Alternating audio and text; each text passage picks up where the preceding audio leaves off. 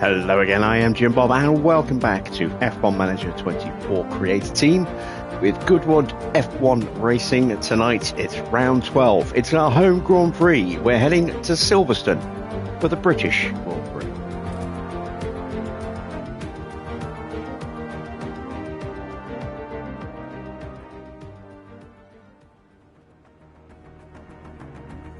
And we are going to be running a special livery tonight because it is our home race. I've already gone ahead and made all the little tweaks and stuff I need to, so we just need to apply it. It is the day of the race. There's nothing left for us to do apart from set our race targets. I think. Let me just quickly double check the cars. So we are running the chassis on both. Got a spare front wing, a spare rear wing, spare side pod, no spare underfloors or chassis, one spare suspension. Okay, let's make the change.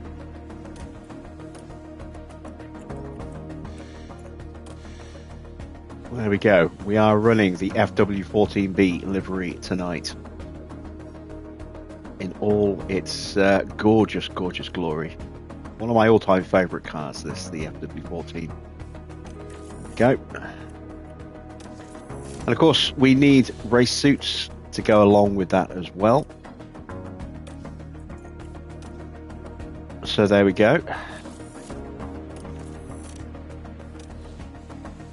That is our new look for tonight and tonight only, and then we will go back to our regular livery after this.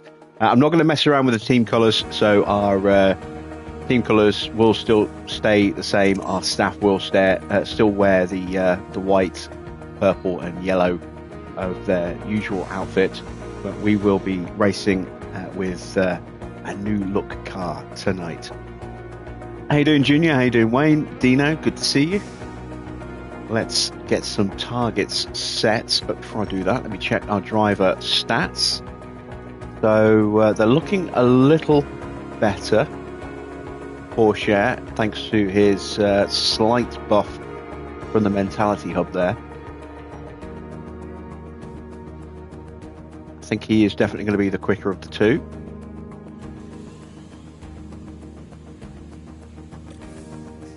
So we'll take that into account with our targets. How is our car actually looking performance-wise? Not good is the answer. 21st.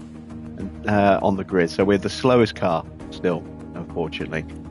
We do have, as I say, that new underfloor and a new side pod design going through. They will be ready for Zandvoort, but we will not have any extra performance until after the summer break, unfortunately. So what we have is what we have. So let's plan our targets accordingly. We're going to go a little bit more conservative here, I think.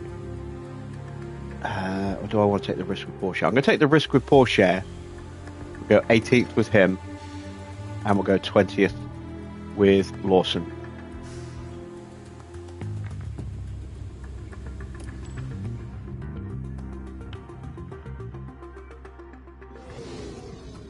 Welcome, and come on in to the home of British motor racing.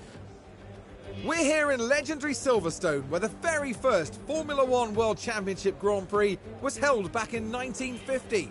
It's a place where every tuft of grass breathes motorsport, and the crowd are already crackling with excitement.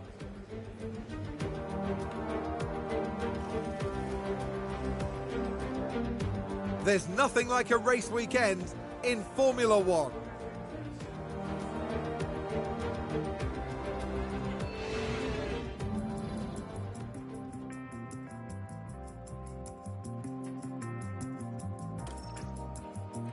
It's a good looking car. It's a very good looking car. The suits themselves are as close as I can get to the original suits that Mansell and Patrese wore as well. So I've tried to keep that Williams classic look from 91 and 92. Let's start with setup. I'm going to go with an 11.5 and a 6.5. Go with a an 8.2, a 3.4, a 0.3. See how that shakes out. Again, I don't think that's right, but it's just finding the right kind of window. Let's swap over some parts. A little bit more life left in that engine for practice. Put the older ERS in. That is our practice ERS from now on. And I can just about squeeze a little bit more out of that gearbox. Maybe only one session, but we'll do what we can. Moving over to Lawson's car. Same again. Swap out the engine to ERS. And we've got a bit more leeway on that gearbox there. Right, setup. We'll go with a 6, a 12. Let's go with a 3.7. And we'll go with something like that. Yeah, we'll go 18 laps of fuel, drop the settings down, and out they go. I'm doing well, Junior. How are you doing?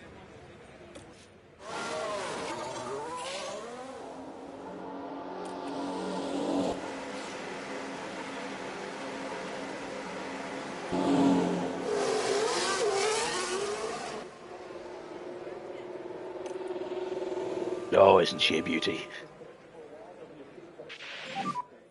Radio check. Yeah, loud and clear. Radio check. Evening, John.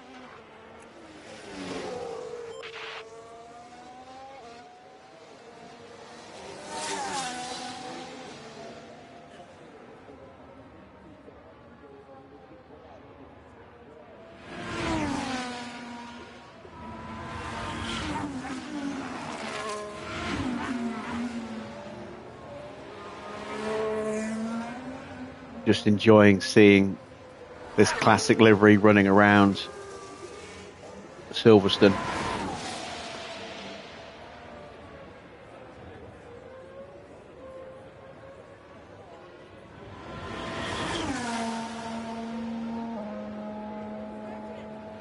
I've even changed the sponsor colours to match up the the original as well.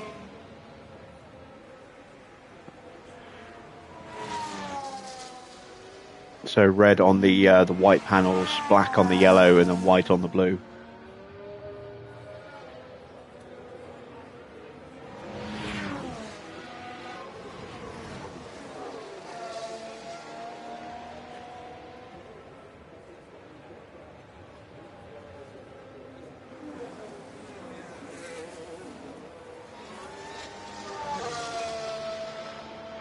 And there we go.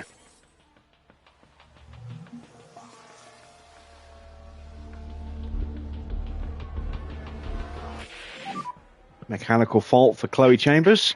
Once again, getting a run out. She's getting a lot of track time this season.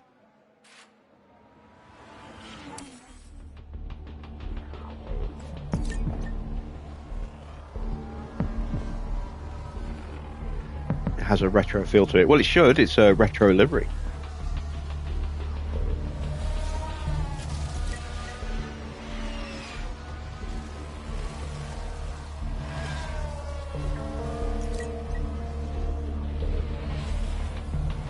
"33 years old.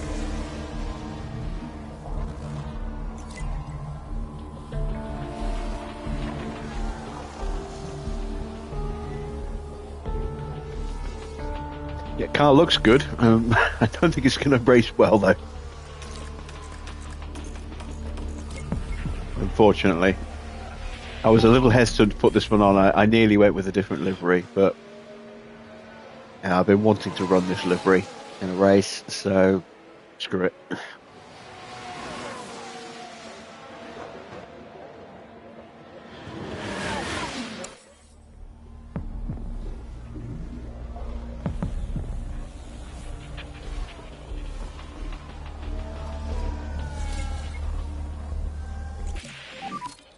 are you feeling? All right, so 82%. That's not bad, which means Lawson's is probably going to be awful. Because we went in very much a different direction on that one.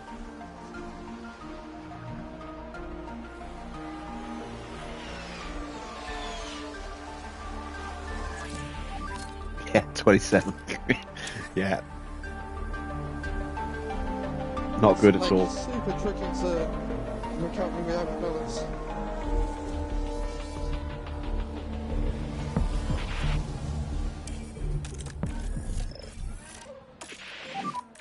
Yeah, we can talk. Copy, copy.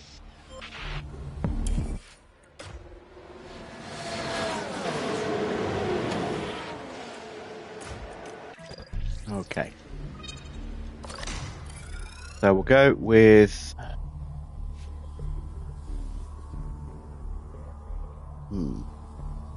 Because that might be a 12.5 actually. I'm going to wait. I'll wait till Porsche gets into the garage and have a look at his rear wing. He's running an 11.5 and that's optimal, so that suggests it'll be the same on the other car. Okay. Let's have a look. Let's try pushing that up a bit more.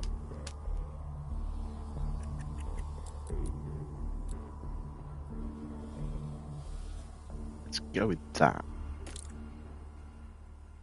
See how that works. And now I can make changes with a little bit more knowledge for this car. So we can go like that. I'm going to go with a 7.3.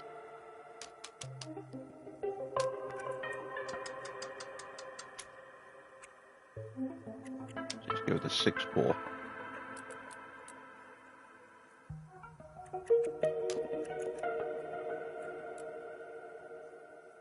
Let's try that.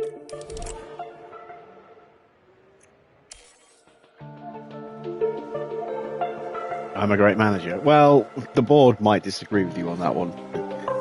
We are not doing well this year. If I can get through the season, I think we'll do better next year. But it's just, can we get through this first season? Why? Oh, the run plan needs to be changed. For some reason, it stripped all the fuel out. There we go.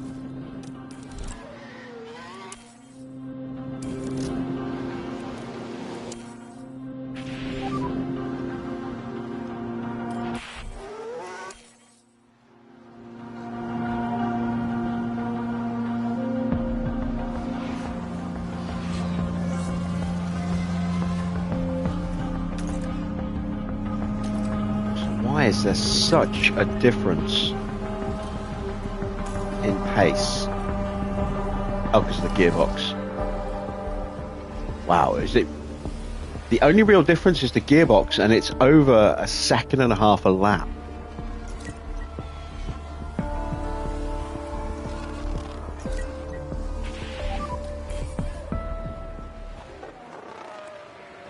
This gearbox does have an issue.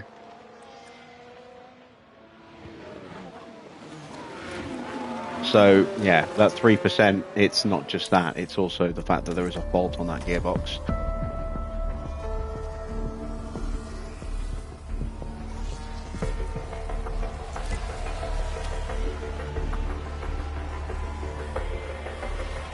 I think this might be the last session we get to run it. Probably have to change it out after this.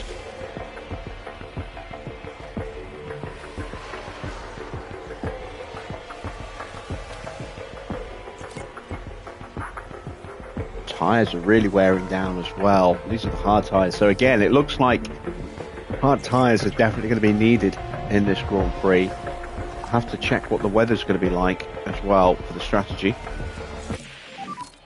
Balance-wise, feels okay.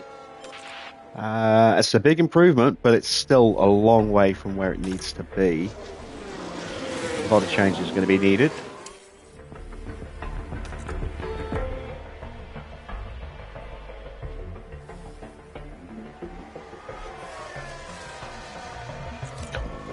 Tayo's gone backwards. That's not good.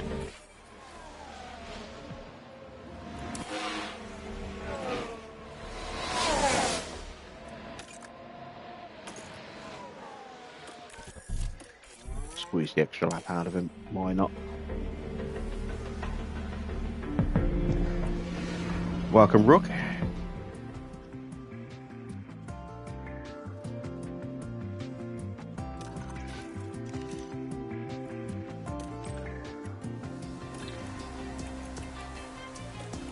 Alright, so where did I go wrong? I went way too high on the camber, so that needs to be around there, which means that needs to come all the way back.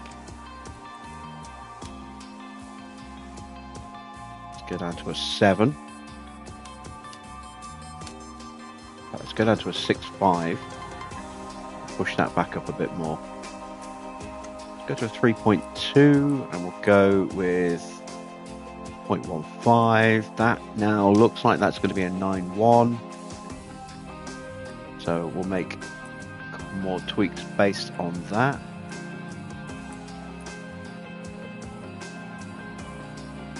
There we go. Let's give that a go.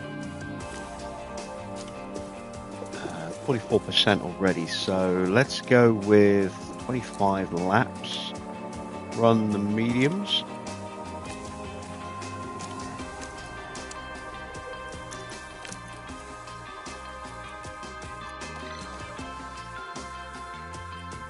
Okay, that needs to go up. Pretty sure that's going to be down here somewhere. So again, we're looking at a 9.1.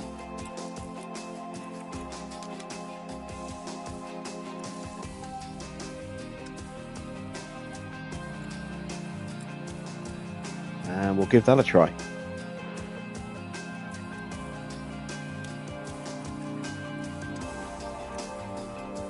There we go. So again, 25 laps.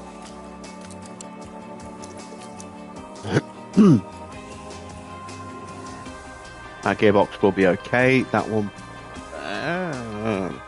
yeah, we'll try it. This one session should be okay, and then we'll probably have to switch it after this one. Green.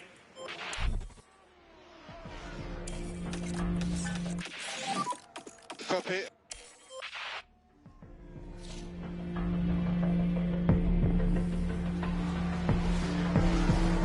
How was your vacation, Rook? And where'd you go? Anywhere exciting?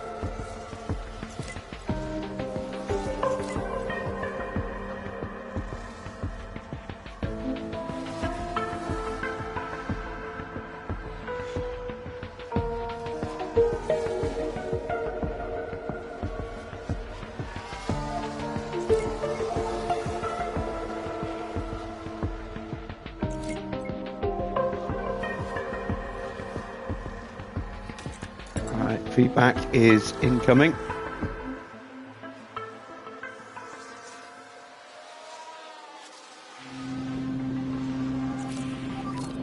Quick feedback. 93. Okay. That's more like it. Still a fair bit to find though, so I'm going to call him in early and send it back out again. And Lawson, 97. So I'm going to wait until the end of the session or the end of his run.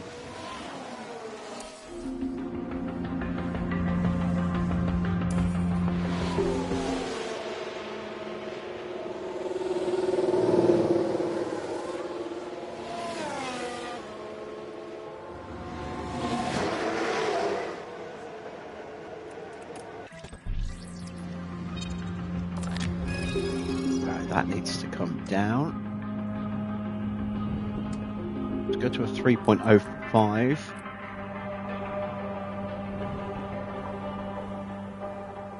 That should hopefully be enough.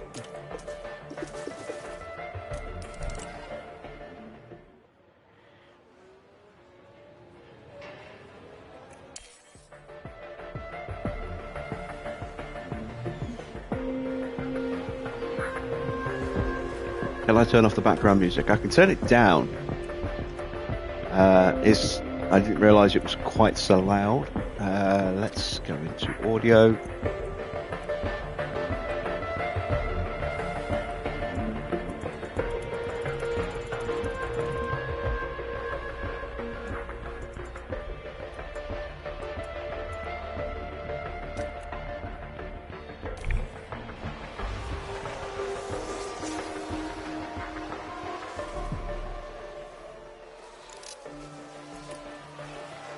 Oh, Croatia. What's it like out there? Obviously hot, but yeah, I'm kind of curious. I've been to the Czech Republic before, but I've not been to Croatia. Germany and Czech Republic are as far east as I've been in mainland Europe.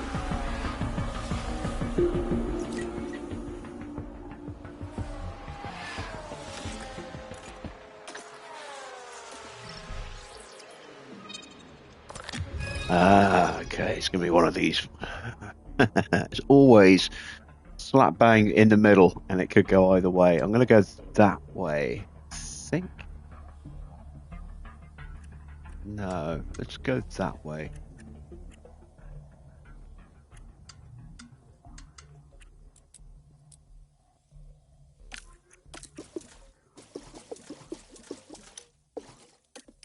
Okay, and we'll try running that in the next session.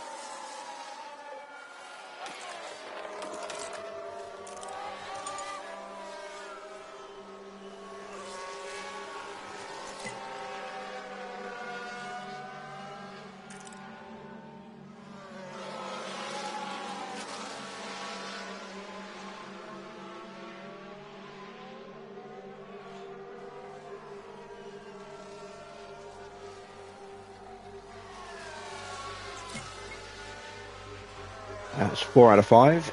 Another few laps and we'll get the full feedback.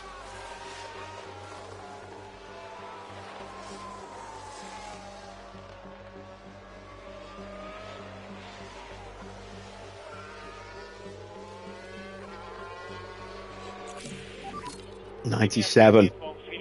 Again, very close. Yeah, copy that.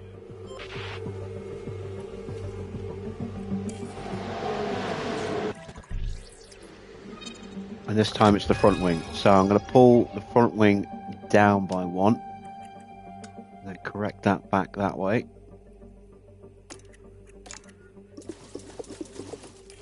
There we go. And we are done with practice 2.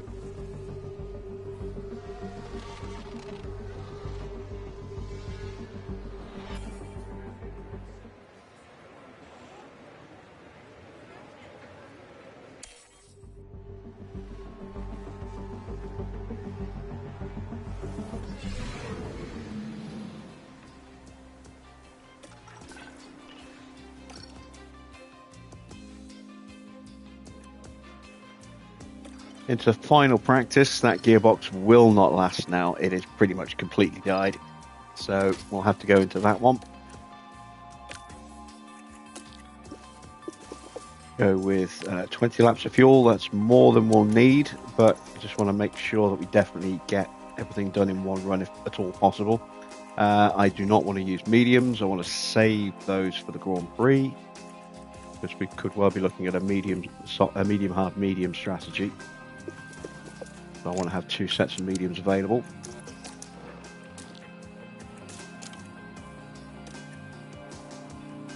And there we go.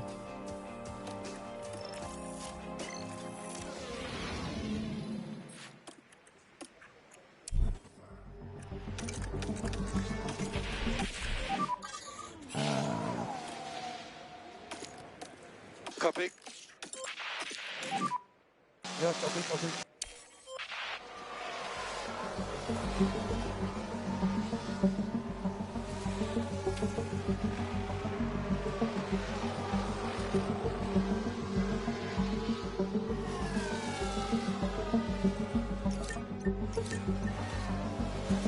A little bit cooler. There's clouds in the sky, so the temperatures are dipping in and out of the window.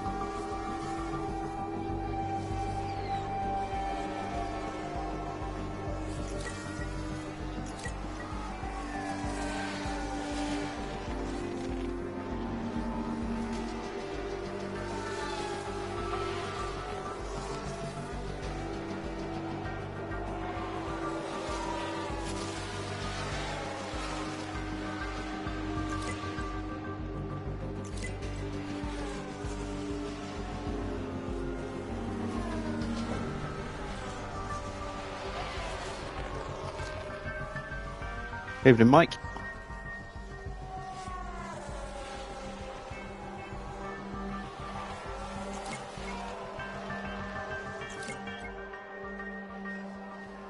All right, did we get it right?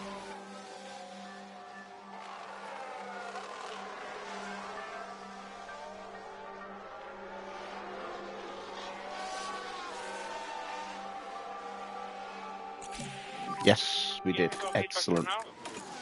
Cool for sharing.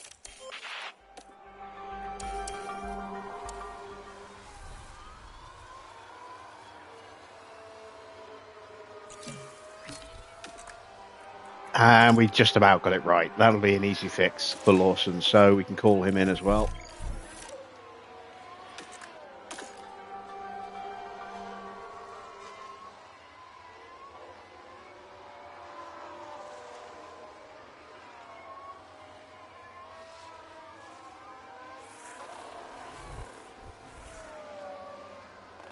There's I think I'm trying to remember if it's Croatia. It might be Poland. There's a guy on YouTube. I think it's might be the Czech Republic, actually, thinking about it. But there's a guy on YouTube who does like a travel advisory program where he exposes all the like the scams for tourists in terms of exchange rates and travel passes and things like that, where all the official things, the officially provided passes and exchange rates are always way out of the way. They're kind of hidden, and front and center are all the really dodgy places that rip you off like crazy. I can't remember what he's called now. I can't remember that. I think that was probably the Czech Republic, not Croatia.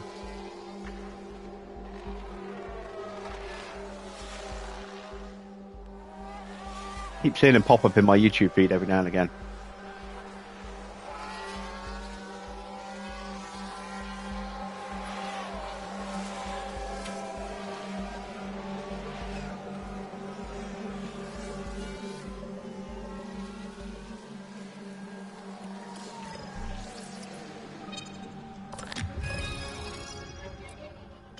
There we go. There's the fix.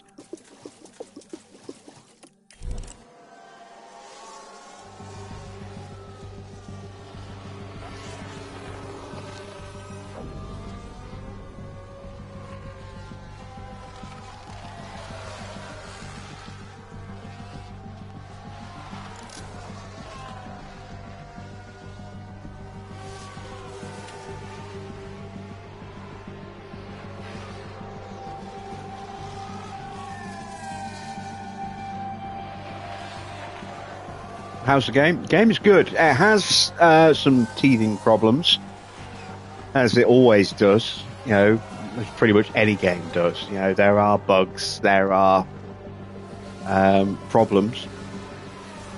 We've only had the one patch so far. I'm hopeful we're going to get another one soon. It's been a couple of weeks since the game launched now, so it would be nice to get another patch you know, in the next few days to a week or so, but it might be a little longer than that, knowing Frontier. But yeah, it's definitely a big step forward from last year. The racing is definitely harder. The AI is a lot more aggressive and a lot more individualistic as well. You would get in the previous game, you would get these periods where a bunch of cars would all suddenly start pushing at the same time, and you don't get that so much now. It's a lot more organic with the push levels, but it does make it very tricky, to just sit there and not do anything. You have to react, or else you're just going to get dropped and left behind.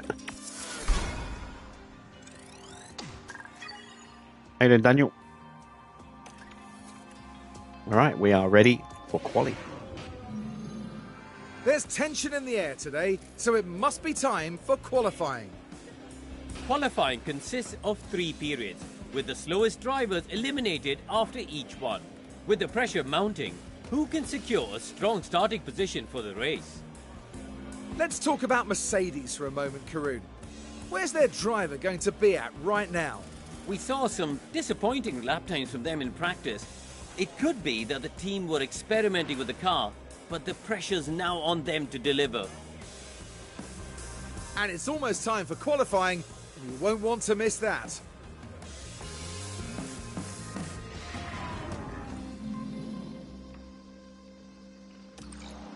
All right then.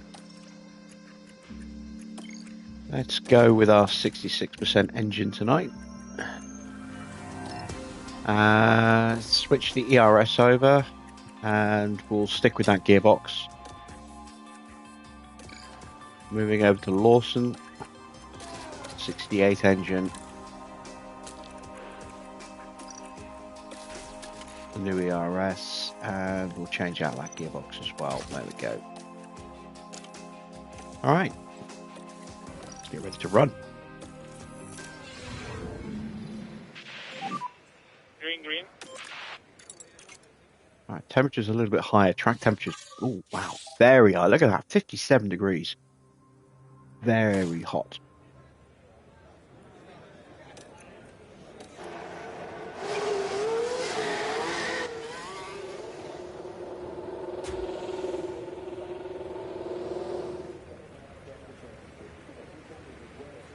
Evening, Clark.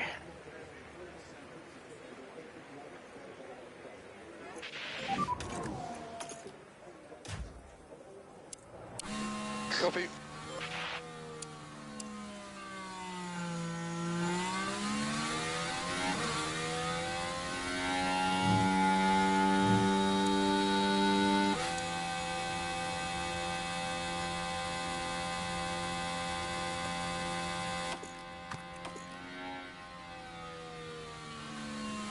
What does my team represent?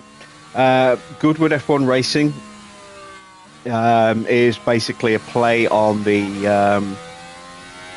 Goodwood Road and Racing Club, which is affiliated with the Goodwood Festival of Speed that takes place here in the UK every year. And you get a lot of classic cars get raced there, as well as modern day cars and specialist cars and prototypes and things like that. And so I based the team around Goodwood, the Goodwood Festival of Speed, so that I could then have a legitimate reason to run retro liveries on special occasions, which is why I'm running the classic Williams FW14 livery tonight.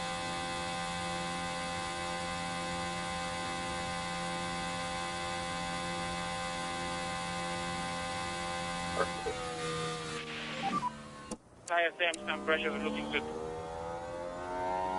Clear ahead. Okay, let's go.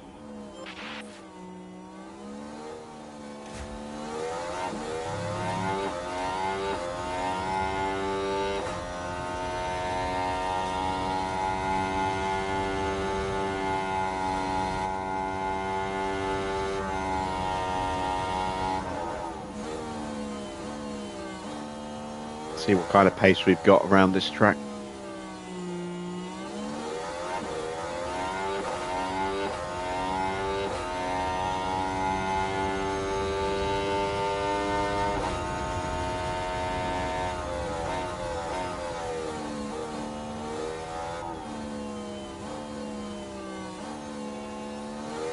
Yeah, this is the livery that was on the Williams in 1991 and 1992. Well, I mean, technically, you could argue it's the same livery that they had since like the mid to late 80s. But you know, oh god damn it! Guys, don't get out of the way. Specifically, this is the 1991 car, so the FW14 livery. So the year before Mansell won the title.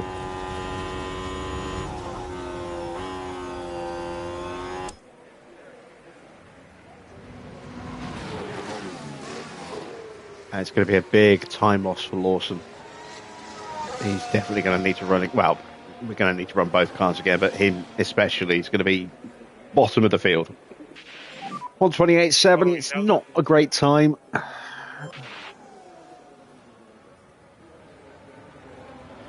Let's see how much slower we are compared to everybody else. Oh, wow. Alonso got held up as well. Oh, there we go. We're 3.5 seconds slower than Max. Ouch. That is very slow. Everyone's getting held up as well. Hulkenberg got held up badly.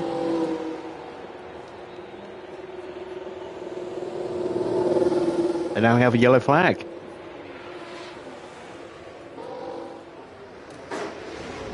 At the last turn of club.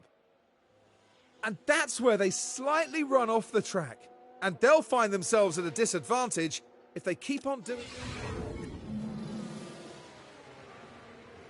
That was at the start of his flying lap as well. Oh, no, it wasn't. It was at the end of his lap. He has gone quicker than Porsche. No surprise there.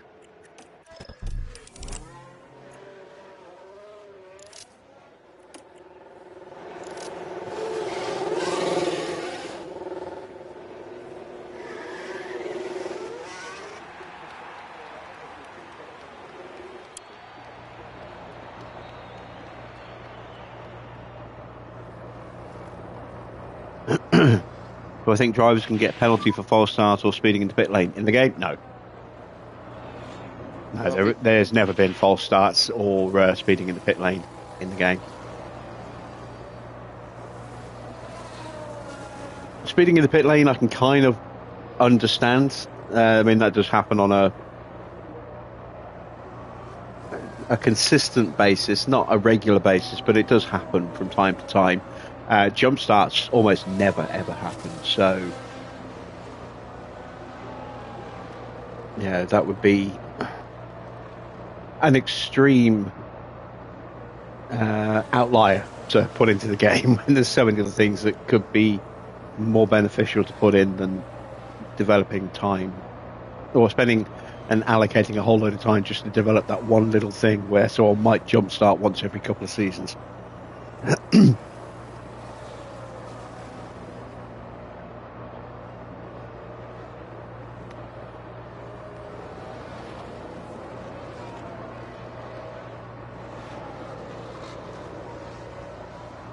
See if we get a clean run this time. There's a lot more cars coming out on track again. I just want a clean lap.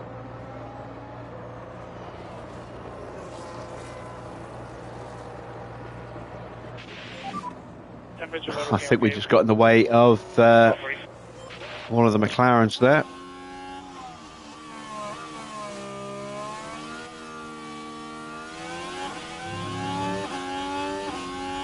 It was Norris. And we did.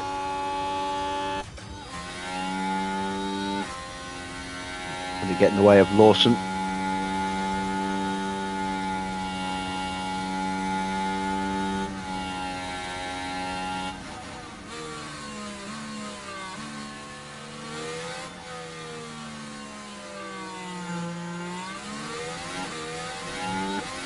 A little bit, but not too bad. Down in the first, but he should be up. Oh, it depends on whether he hits traffic elsewhere on the lap now.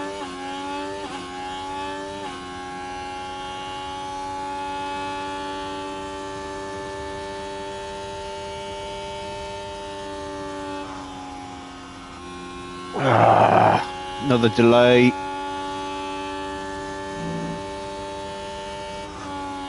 Oh God, another. This circuit is terrible for traffic this year.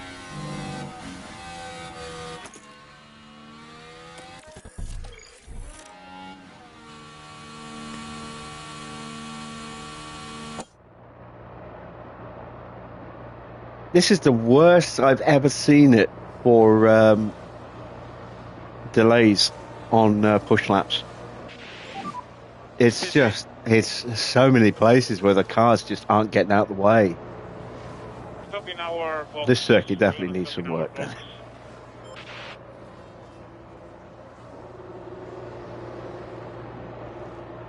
No point completing those push laps. Wasting the tyres.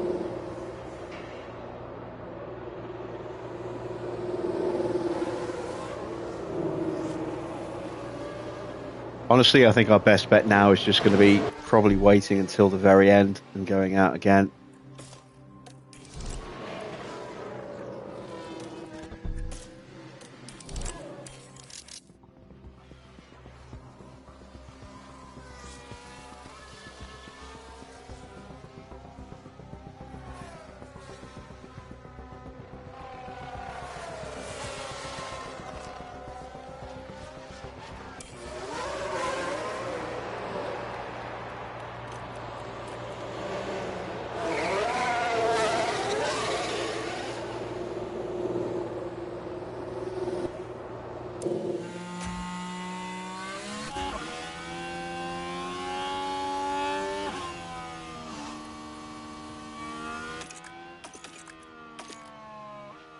Oh, got a yellow flag.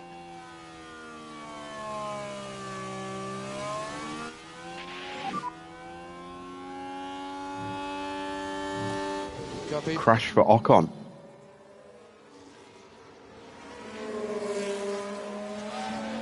Oh, wow. Can do work. Yeah, bouncing off the barrier.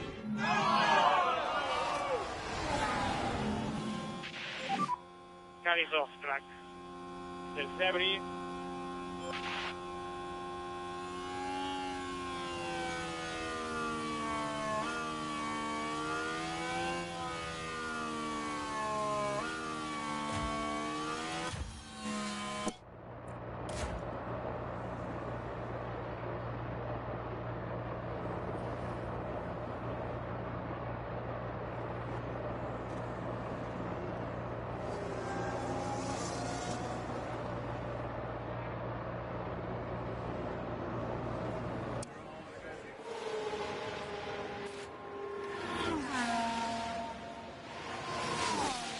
Yeah, no shit, Ocon has damage.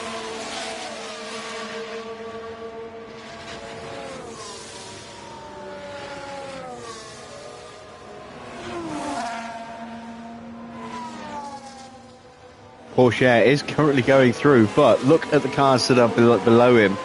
Stroll, Perez, Alonso, those guys are all going to improve. You've got to say that Hulkenberg and Magnussen are probably going to improve as well. We are slower than Williams. We are slower than Sauber. But we haven't had clean runs. Now, finally, we should hopefully get one.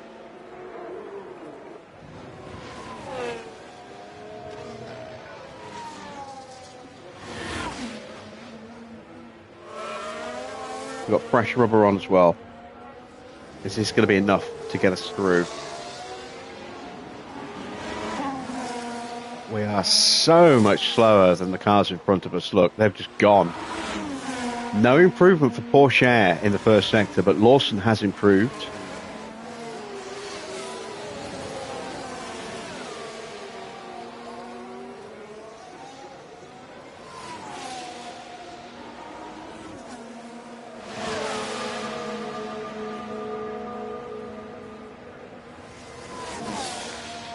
Do I think I'm going to be able to do enough research for next year to make the car better in the midfield? No, I don't. Did I just get held up again? I don't know if I got held up. 39-1. 38. I did get held up again. God damn it. Perez is only just through right now.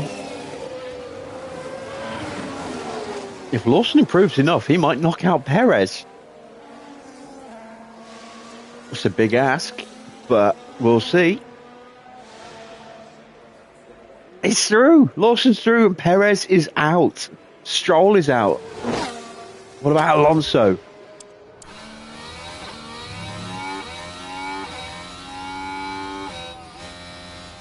Alonso's through into 5th.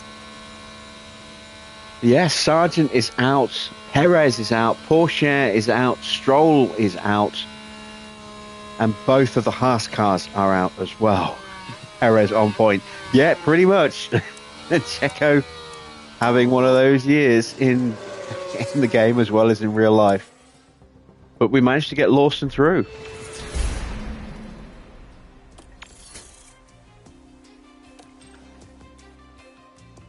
Oh, it's going to be a wet Grand Prix. I didn't even look at the weather. Okay, that makes things potentially interesting.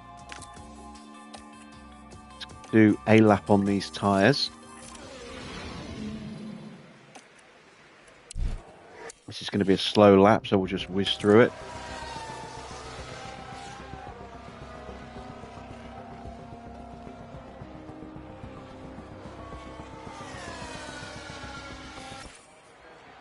.128.9.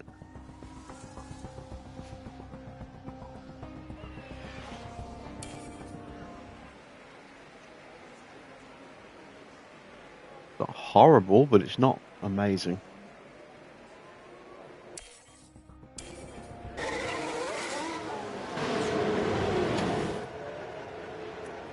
And now we'll switch over to those tyres.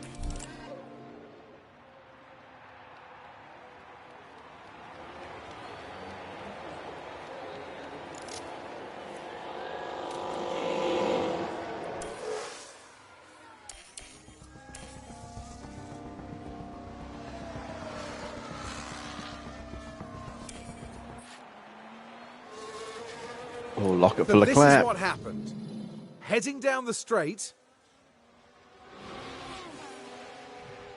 And the car fails to respond. Whoa, that was and weird. They ended up their own passenger.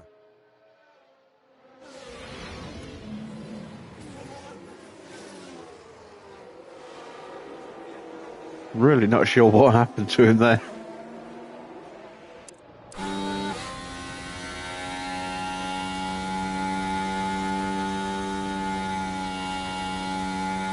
So we shouldn't get traffic on this lap. Because that's Norris in front who's on a push lap and one of the Saubers, and neither have set a time, so that'll be a push lap for them as well. And I don't think we're going to catch the Ferrari before we get to the end of the lap.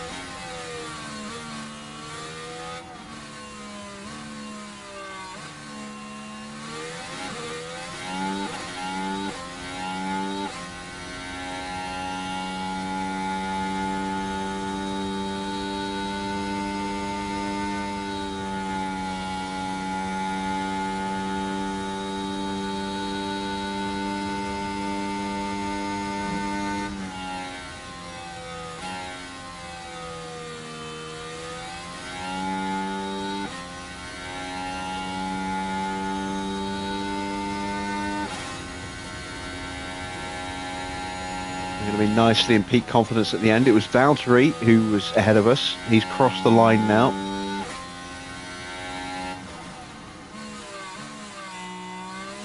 Norris goes P3.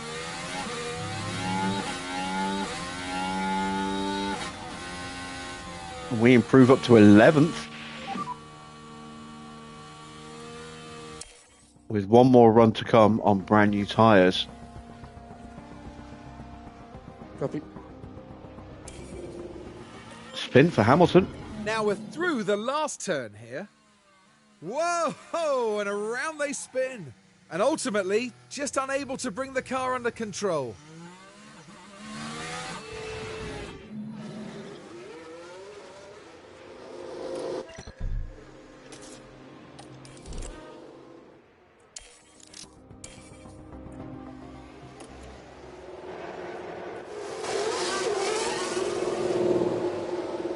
And out we go. Can we make it through? I seriously doubt we can, but be curious to see just how high we can go.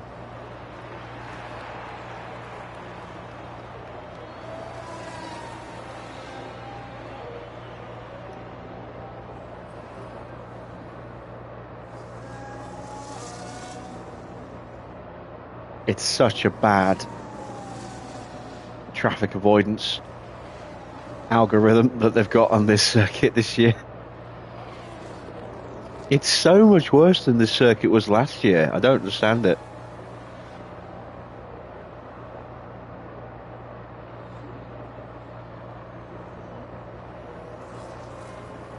Maybe it's just because the car performance levels are so vastly different at the moment. Maybe that'll improve as the field tightens up. Evening, trucker.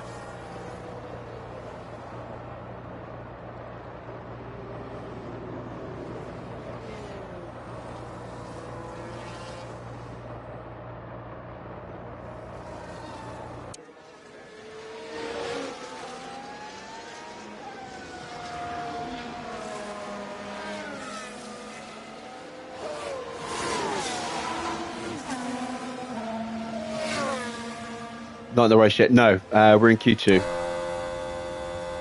Porsche went out in the first session, but Lawson somehow managed to get through pretty high up.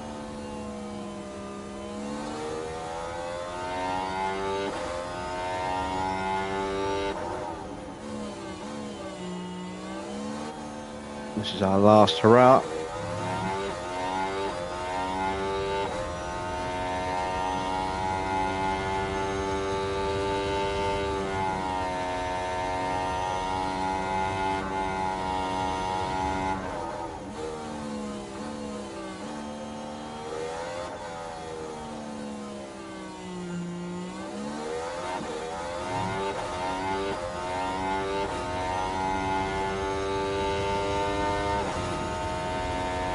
It's an improvement in the first. Hopeful we'll get a slipstream off the back of the Alpine in front of us. I'm not sure which one it is, but I don't really think it matters at this stage.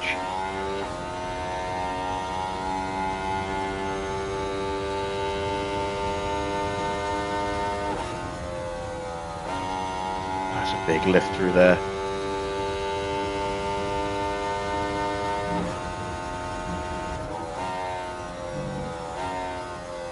So it's Gasly that's in front of us because Ocon's crossed the line. We've improved in the middle as well. Can we out-qualify Hamilton?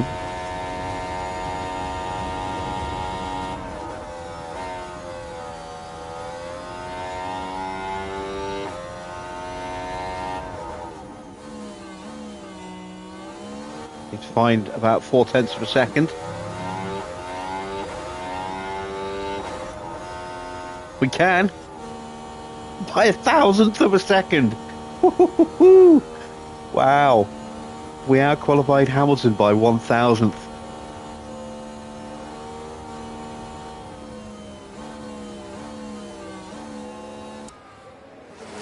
That was close.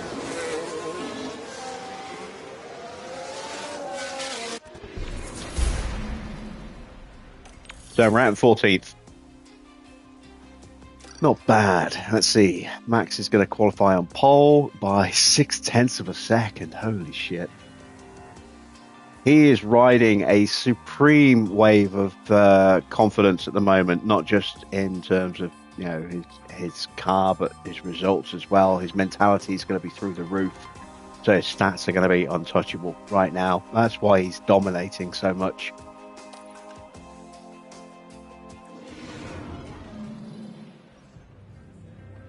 "52 laps around Silverstone await our drivers as the anticipation continues to build." Silverstone is certainly a circuit rich in Formula One history. From Giuseppe Farina winning the first championship race held here in 1950, right through to Lewis Hamilton's 2008 masterclass on racing in the rain. Silverstone is a power circuit. It demands downforce and total confidence in the car for a driver to keep their foot planted through Sector 2, through the high-speed corners at Woodcote and at Copse, and carrying on through Maggots and Beckett's. The time has come to fight it out. It's race day.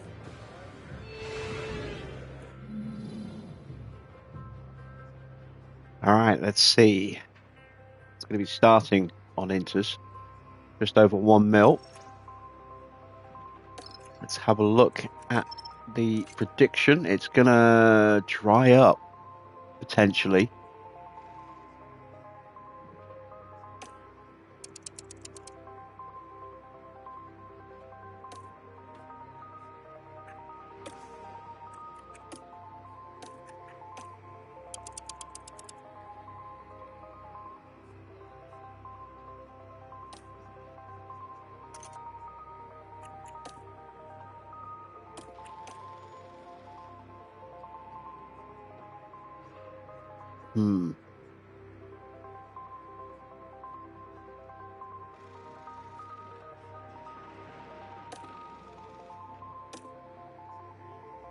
Let's put that in for now, and then let's amend that and go soft, soft.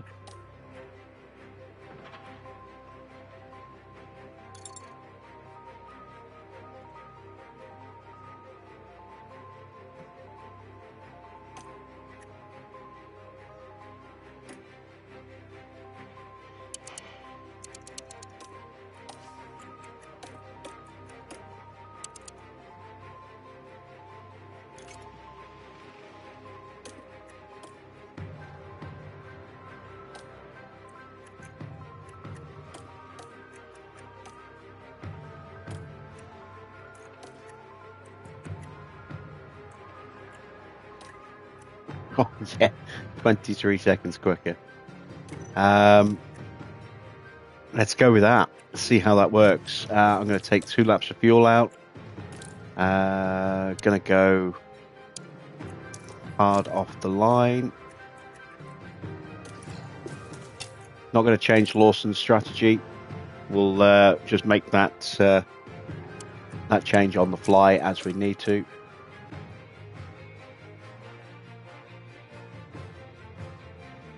And let's see how we do.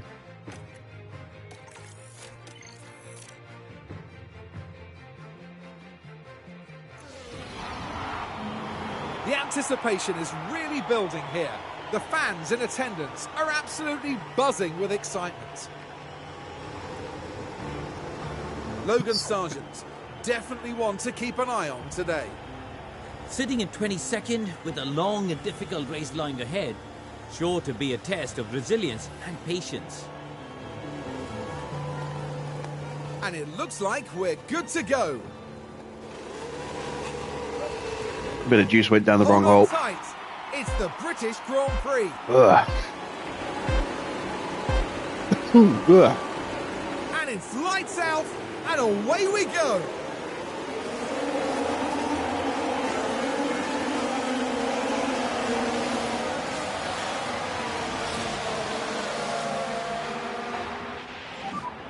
Give me a date on conditions. Track conditions has changed to dry already.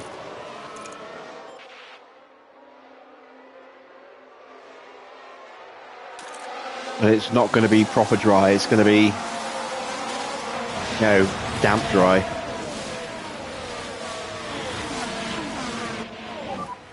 You're doing a good job. Porsche has Right then, overtaken let's take a Joe. look That was a now. nice Right, little we're shot down at that we turn saw there. 5. That little swooping The shot. opportunity's there, Oh, that's why we overtook Joe. and the overtake is made.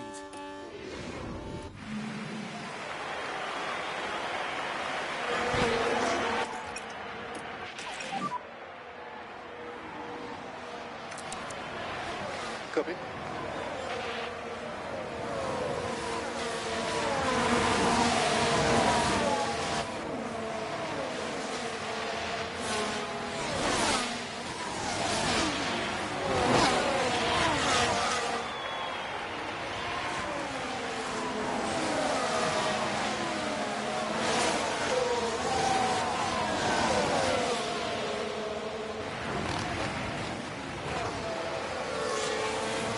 Perez there having a look at the back of Hamilton, but isn't close enough.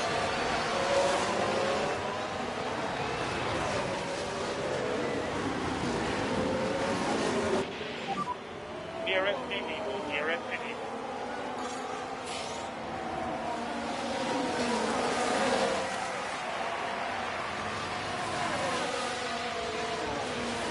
In 2 seconds left.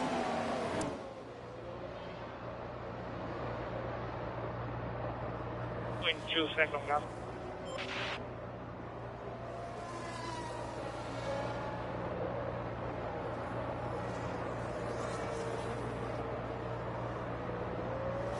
Got a run on Gasly here.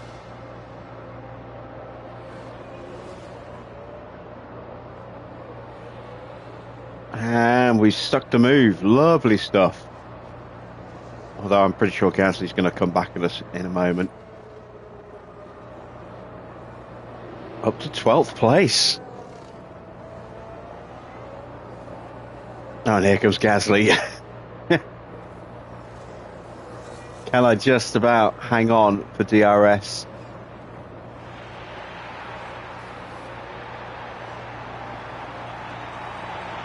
Just.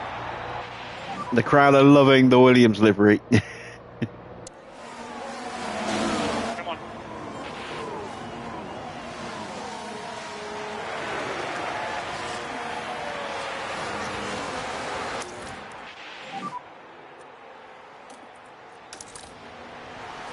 Copy. Copy.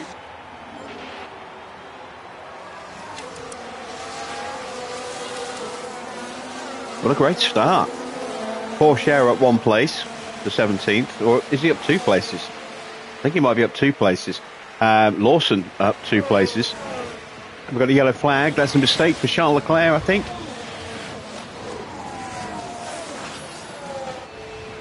Right, let's have a look now. Around turn 3. Very heavy on the brakes. By that point, it was just too late.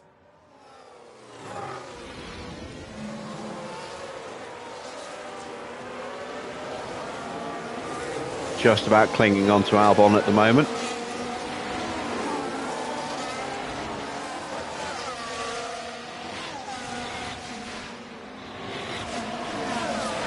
And now I'm getting dropped.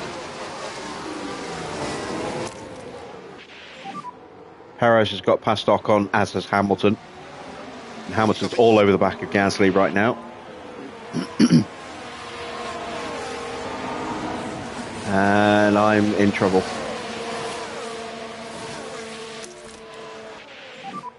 Copy that. There we go. Gasly gets through. We'll get DRS off him.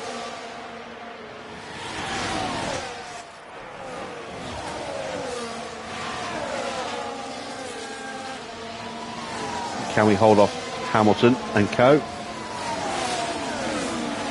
And this is where the drawbacks of qualifying so high could come back and hurt us. Because we might get gobbled up by all these quick cars behind us. So Lawson's confidence is good at the moment, but you know, it's only going to take a couple of overtakes to absolutely crush that.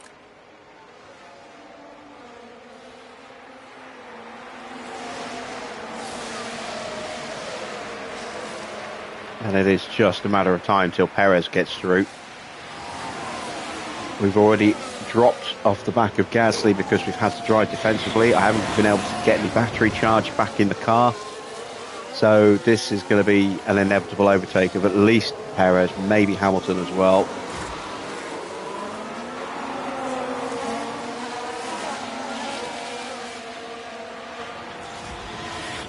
There goes Perez. Hamilton's not close enough. But I doubt I'll be able to stay with Checo. And there we go. Big hit to the confidence. And already I'm 1.5 seconds behind. 2 seconds behind. He's already gone past Gasly. My God. Pace of that Red Bull is scary. Keeping Packins. And now, yeah, now Lawson's in trouble. Now Lawson's in real trouble. Just do it. Do your best. Come on. Copy, copy.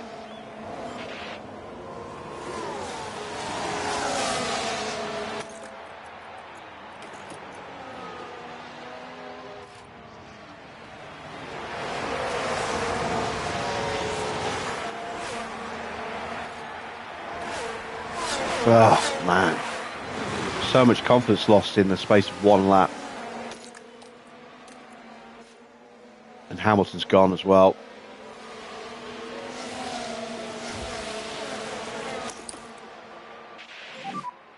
Okay.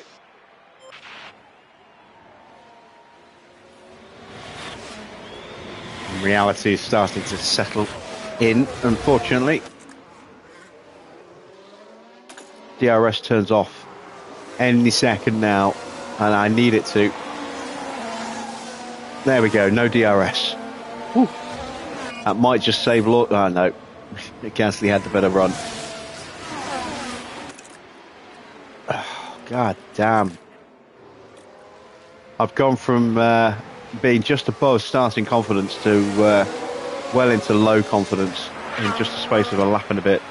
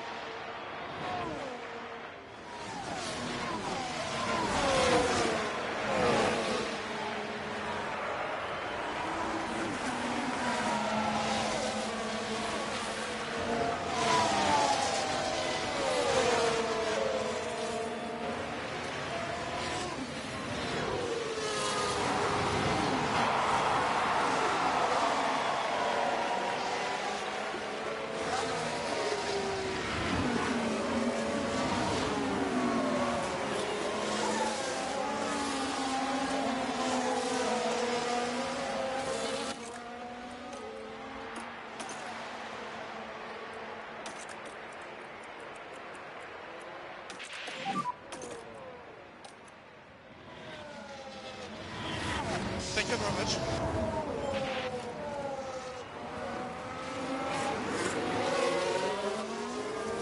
Oh, he's going to do the pass in a really bad spot, isn't he? Oh, actually, no, that's all right.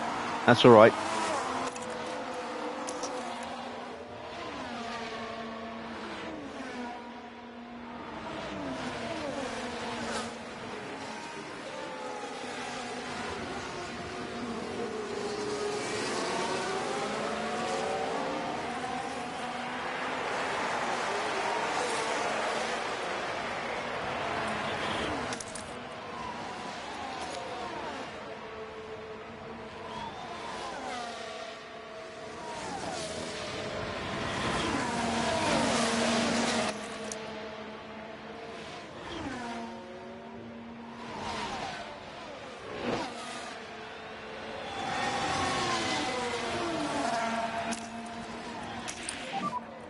Copy.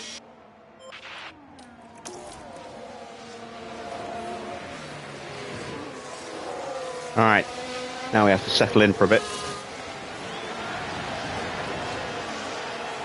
So, as far as sponsors go, we said 18th and 20th. We are comfortably ahead of that at the moment. 2 places up with Porsche, 3 places up with Lawson.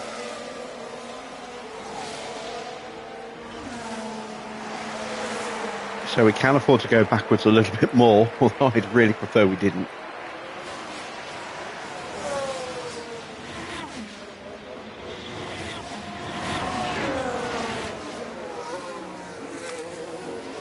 Let's see if we can close down Ocon.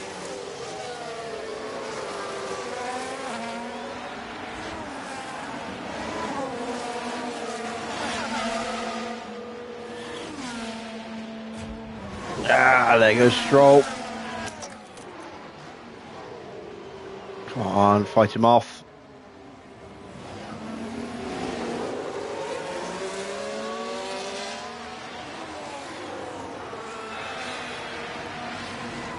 See how much acceleration you gain out of Luffield with the battery on. That's crazy how much. He just slingshotted past us there. Copy, copy.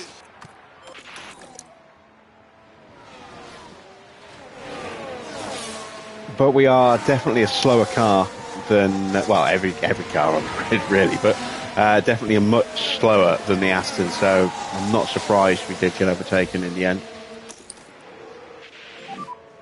Copy.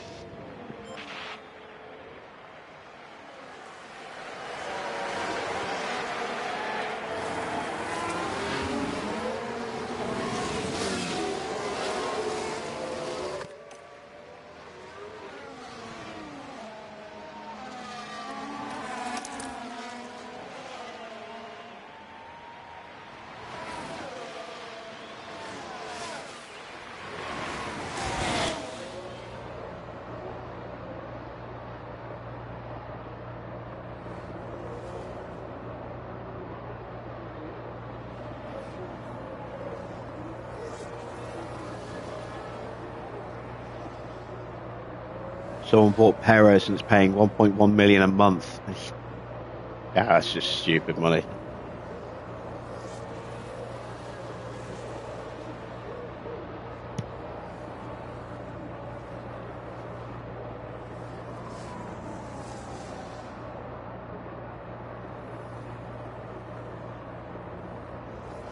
I mean, I don't know what he expected really.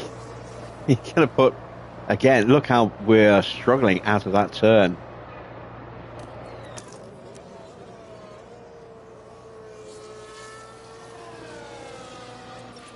Oh, goddamn. Lawson's confidence is going to be almost non-existent in a moment.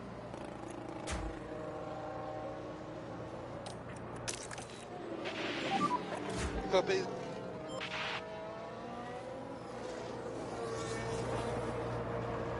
And you see the Williams is now closing in of Logan Sargent.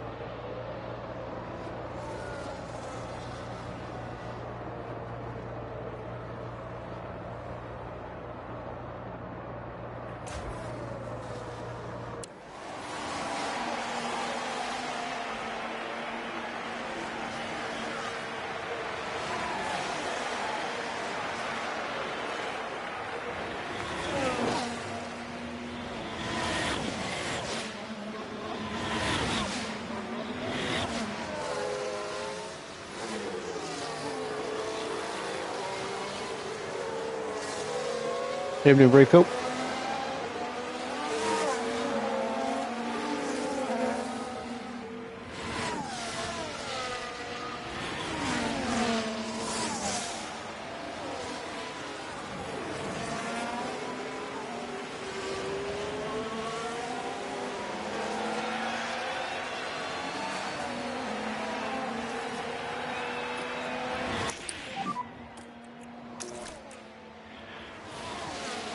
Oh man alive, we're just getting eaten up Copy. coming out of Luffields every lap.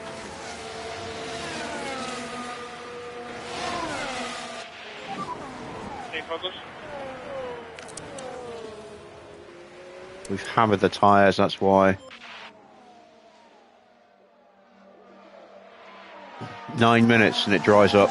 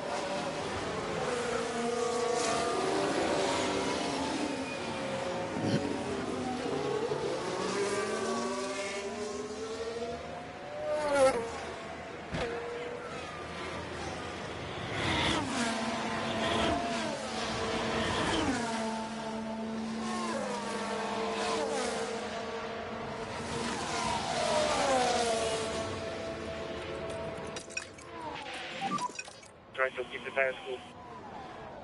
Copy that.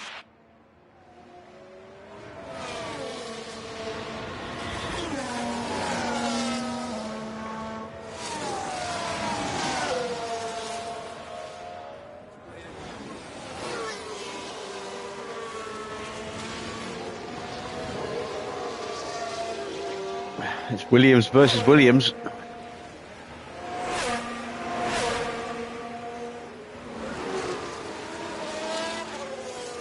Oh, yellow flag. Someone's made a mistake somewhere. Magnussen. And if we watch Magnussen, and that won't help their chances, and you really He can't do snapped that back too onto the often track with very these quickly cars. there. Running wide at Stowe.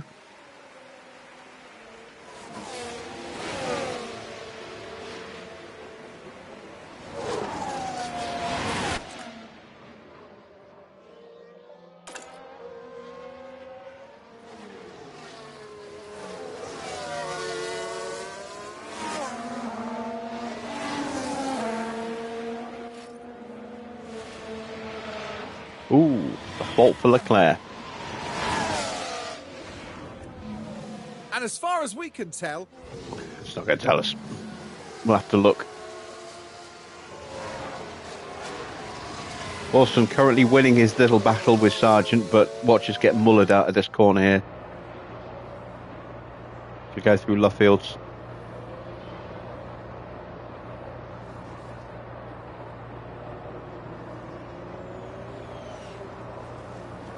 Just managed to hold him off. Every other car has just gone through without even trying.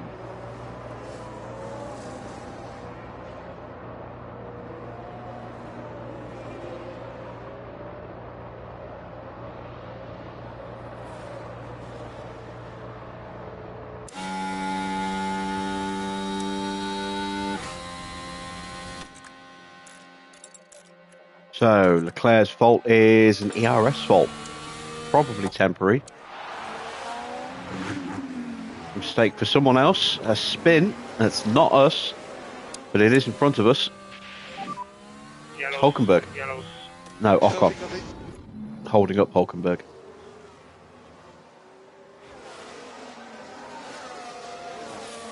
I lost the car in 10. You ready? Copy. Holding up Stroll as well. All of a sudden we're back in a train.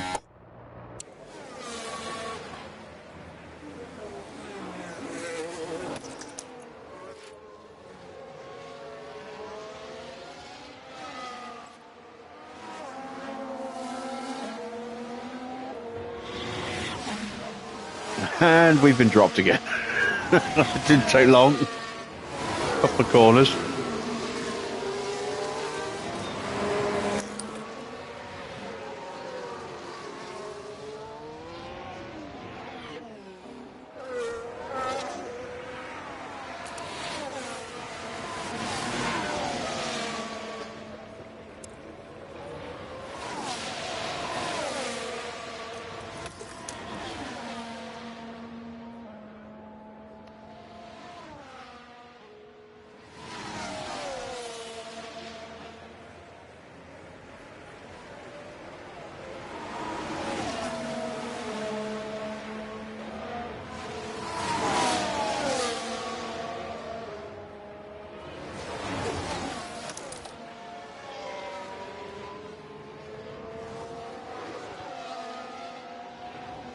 Track hasn't started drying yet. It's at the wettest it's going to be for a considerable amount of time.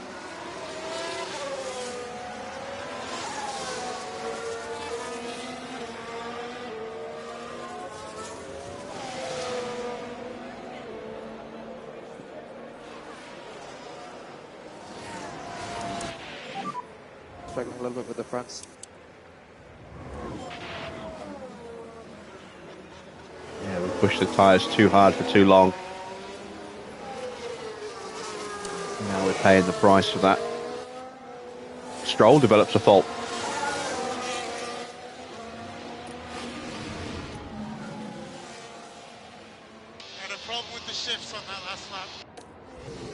So, gearbox issue for Lance Stroll.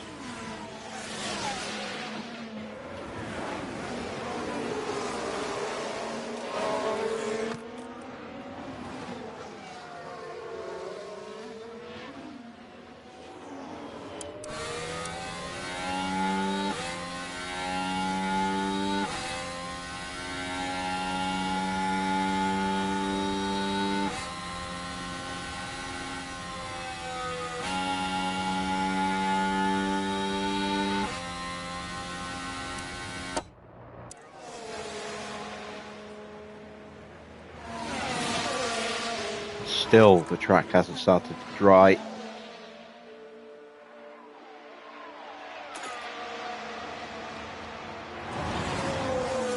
And we're in a tricky position here because I'm not sure how good our weather center is. So what we're seeing there in prediction could be very wrong.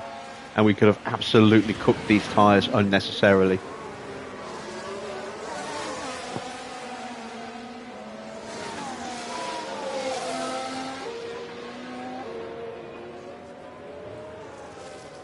Still no movement on the water level.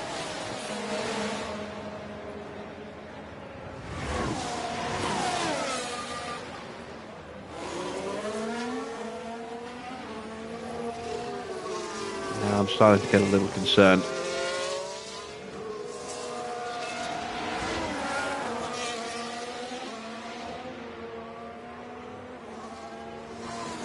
No, there we go. It just went down.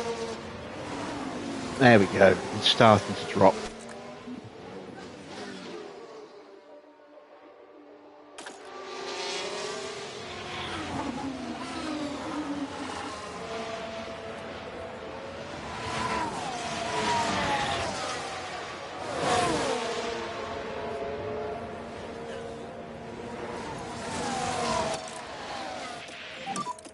So let's pick up the pace.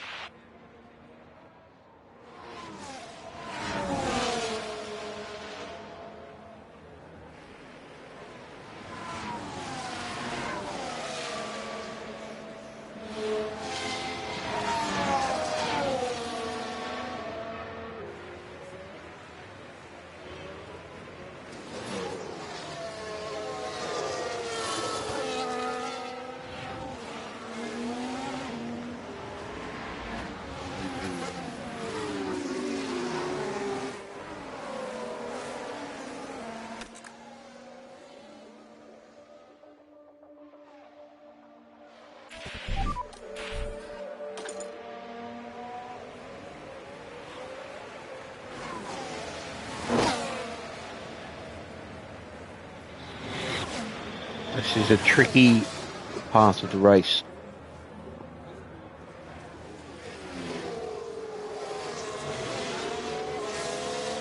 How quickly is it going to drop below 1 mil? And then how much below 1 mil is it going to drop? Can we make dry tyres work?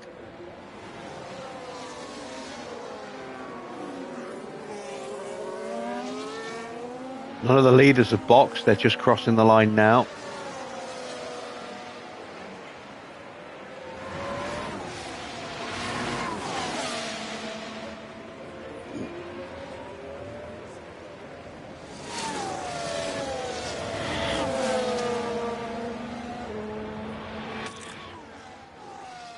Almost back into medium confidence now with Lawson. Porsche almost back to full confidence. Still too early, we're going to have to go another lap.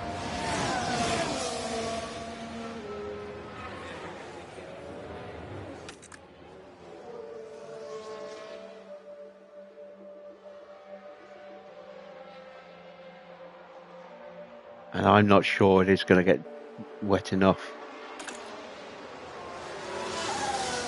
Or dry enough for inters. For slicks, I think we're going to have to go with another set of inters. Which means I need to look at a 2-stop.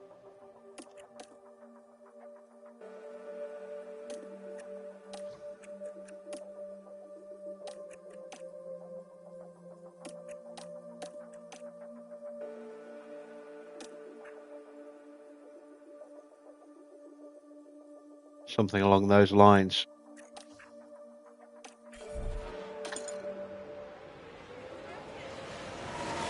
Or, alternatively,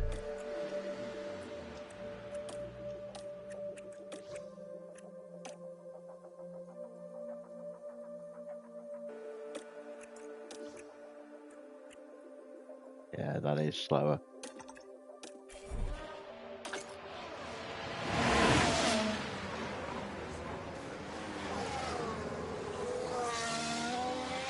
Right, leaders are coming round. Anyone boxing? No for Max. Everyone else's tyres are in much better shape than ours, apart from Magnussen and Sargent. Sargent has probably been cooking his tyres in the dirty air.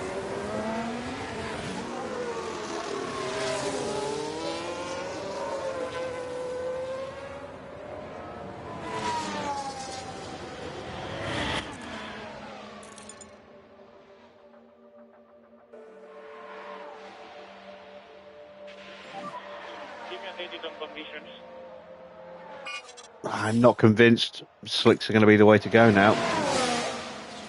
See if anyone in front of us boxes. We are now vulnerable to DRS.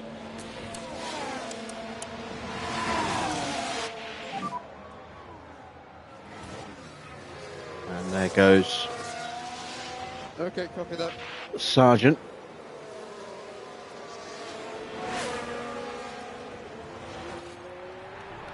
Does not box, and that ruins all the progress we just made on getting that confidence back up. And still no one else has boxed. Magnussen's in. Right, what tyres is he going on to?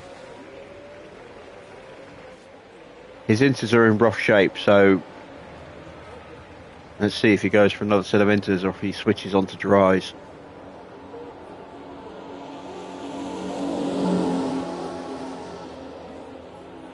That's inters. Go for another set of inters. Yeah, that's what I was worried about.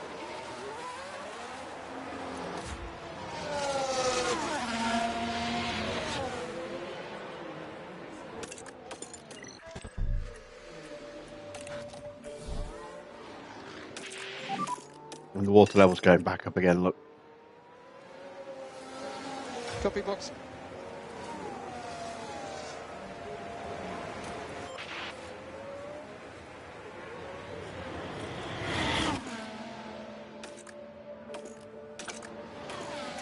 There we go. Right, Porsche's tyre wear is better. So, I might be able to make this work.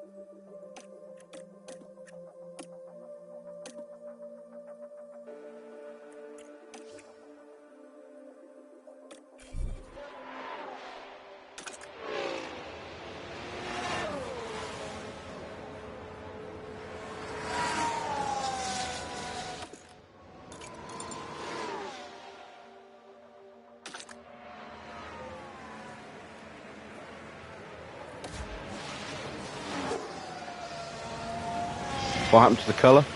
Special livery for Silverstone. We're running the classic 91 Williams livery.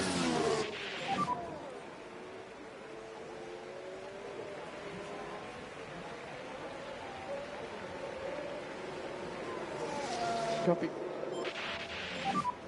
You ready? Copy, copy.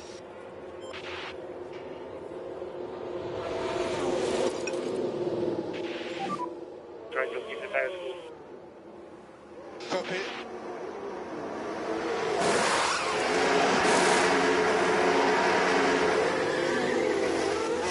Not a great stop, 2.9 seconds, and then we had to wait for Lawson to wait for Sargent to go through.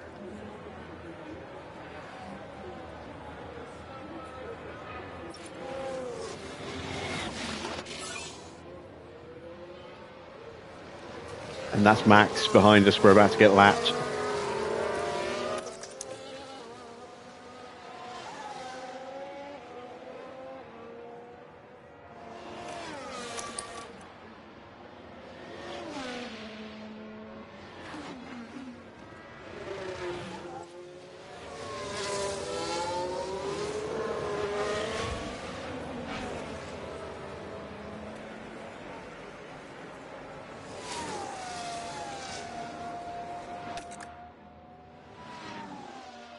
Yeah, it's never going to get dry enough, is it?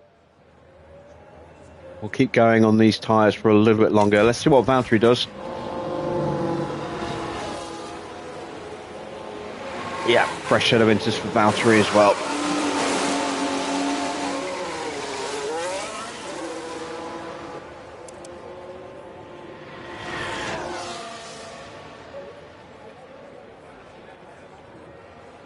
And he's out a long way ahead of Porsche.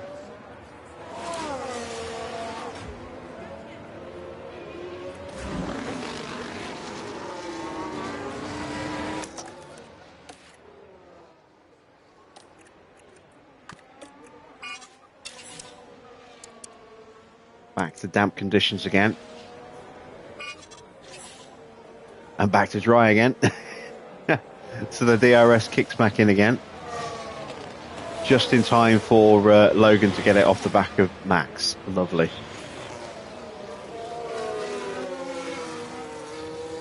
Leclerc's fault has cleared up. His engine fault's cleared up. Sargent still has...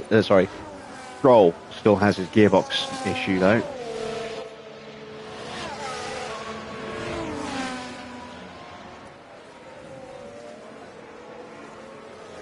See if I can get onto Sargent and get past him before the DRS turns off again.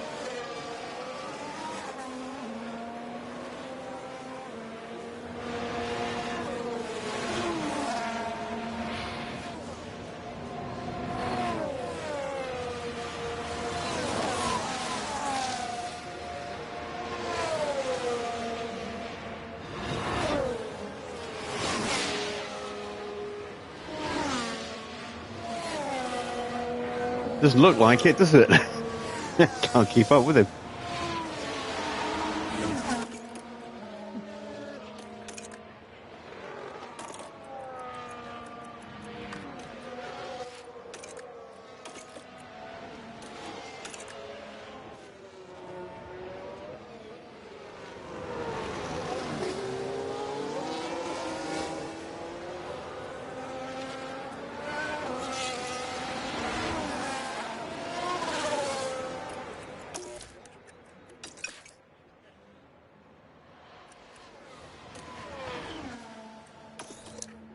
Might as well refill the battery while I'm waiting for the Ferrari to come through.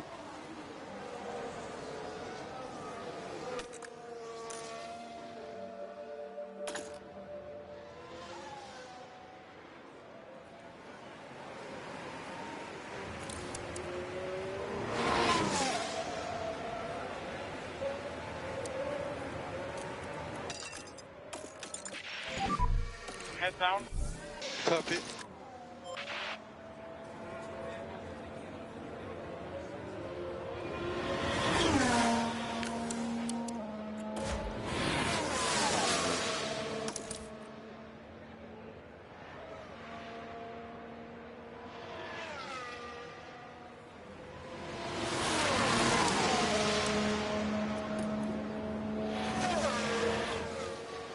Should hopefully get a little bit of DRS here. Hopefully I'm close enough. Pit lane. Okay, copy. Yes. There we go. That'll help. Right, Porsche stop.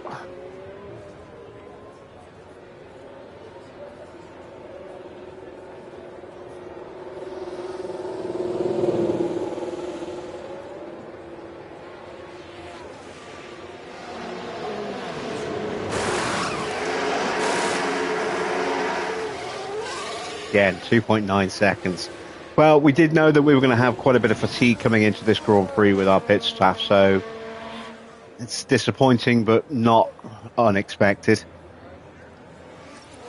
We will get some immediate DRS off the back of the Ferrari, and that hopefully will give Lawson a little bit of DRS as well.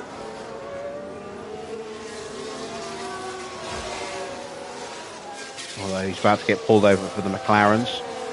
Oh, god damn it, Porsche. Just come out the pits and immediately just drops it.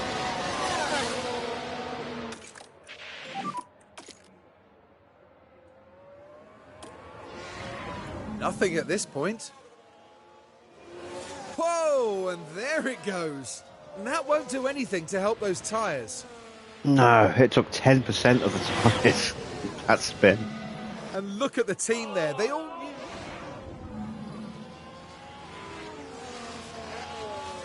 knew. God damn it. Gone from full confidence to low. Thanks to that. And now I'm not going to be able to make that strategy last. So I'm going to have to go more aggressive.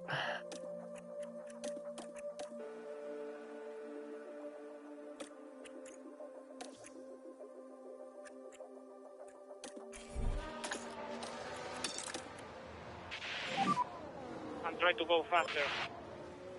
Evening, Ruben.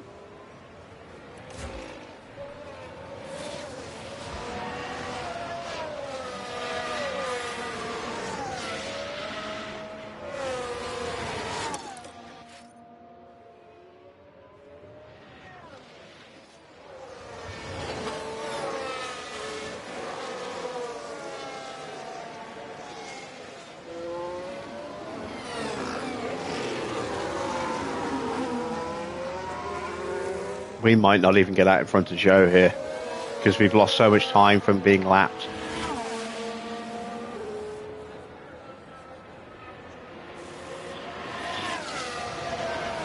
Oh, we have made it out in front.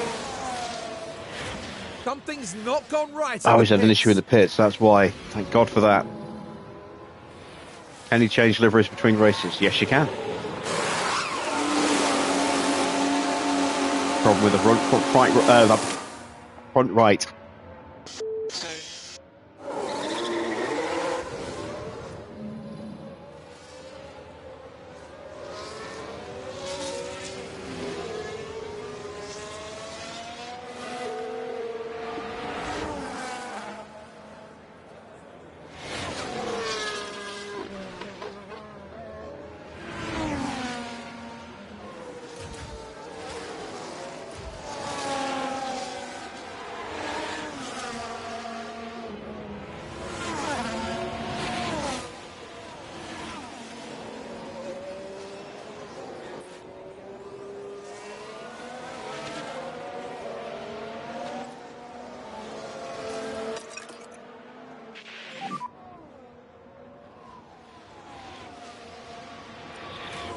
Copy, copy. Copy.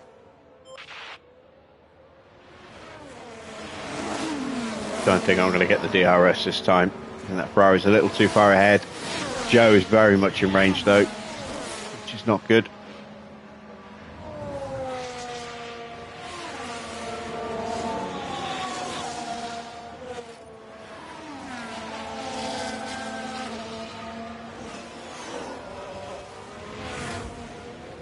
What was looking like an okay result for us earlier is now looking like we're going to have to climb a mountain here to get anything out of this.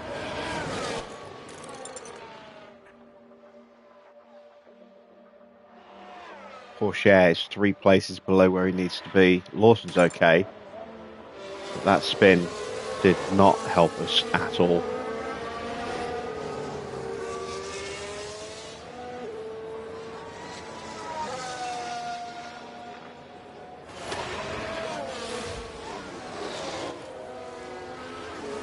Fault for Ricardo. But it looks like they're carrying some kind of fault. I don't see the point in those crofty replays there because it tells us absolutely nothing. Oh, they've got a fault. We know. We just saw the notification.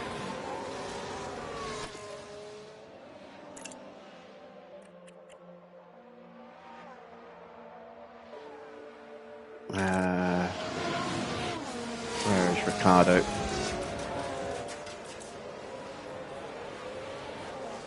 Well, he's just started a lap, so we won't know for a while.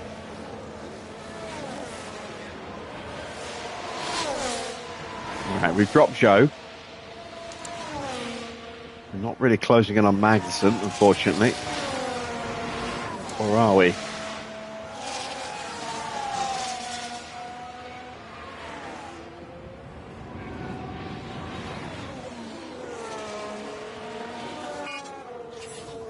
And there goes the DRS. So track temperature is going to stay probably damp now. Oh, it's going to keep fluctuating, isn't it?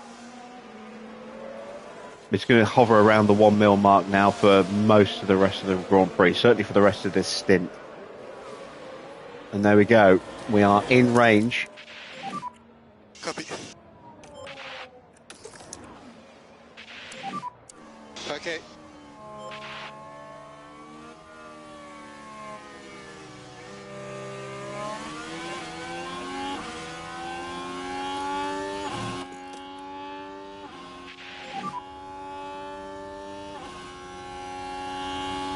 Copy.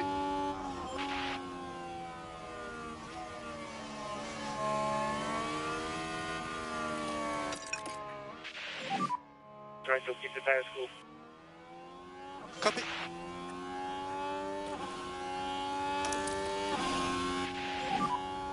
Copy. Just try and build the battery back up a little bit. If we can.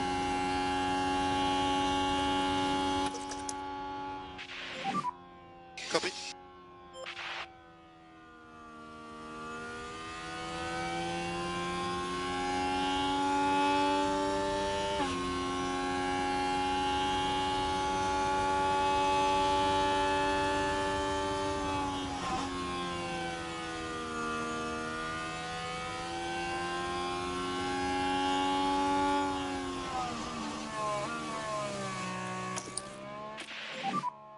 Copy.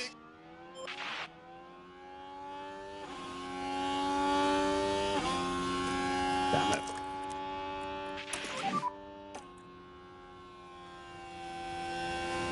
Copy that.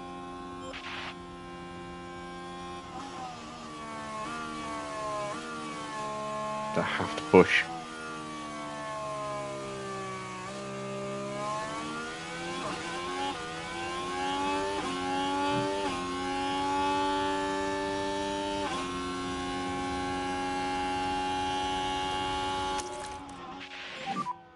Copy.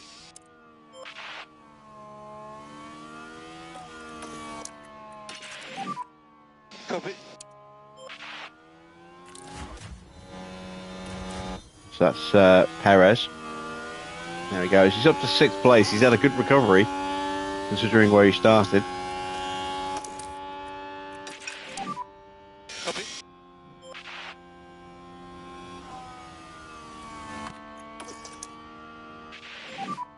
Copy that. Ah, all that ground lost.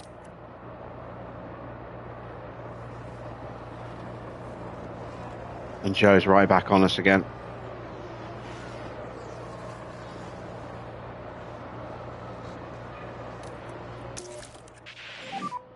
Copy.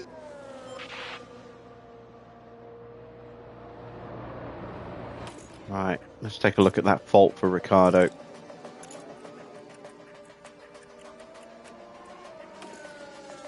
Engine faults. How is Stroll's engine getting along? Well, gearbox, sorry. Not bad.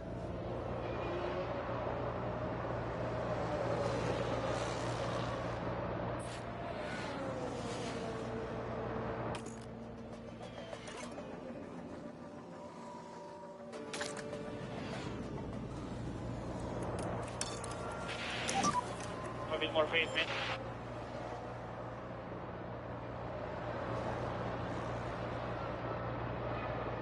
Oh, it's just got worse. Well, yeah, right. It certainly looks like they've developed a fault. Does it? Does it look like the? It doesn't look like anything to me. Like I said, those little bits of information from Crofty there are completely useless. They tell you absolutely nothing. They don't tell you what the fault is or how severe it is. There's no visual indicators on the car that there's a fault. It's just pointless. I like when we get the radio message from the driver saying, yeah, I'm having some problem with the shifting or problem with deployment. Those are really good. Crofty ones, waste of time.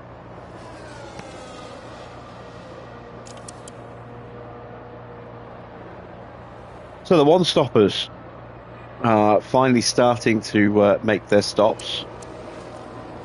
They are so far ahead, it's unreal.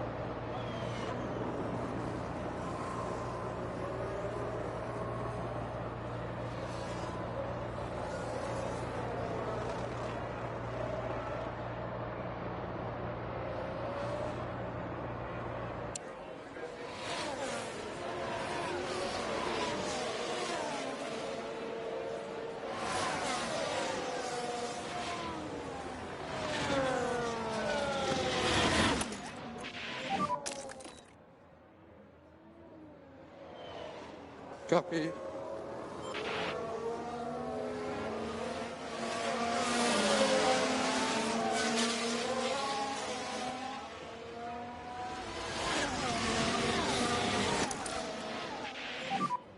Copy.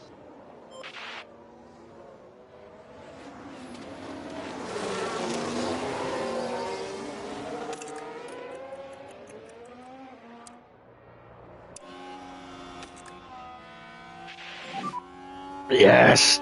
Copy, copy. Managed to follow through. Oh no! Don't you dare! Copy, copy. There we go. Just about managed to stay ahead. Copy. Now we should be able to take a look here. Now we're watching the action closely here. It's certainly inviting. So Magnussen losing out big That time sees there, them lost climb up into 2 20. places, and we almost got lost.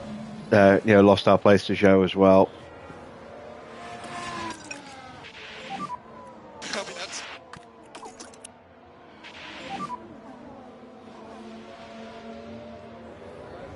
Copy.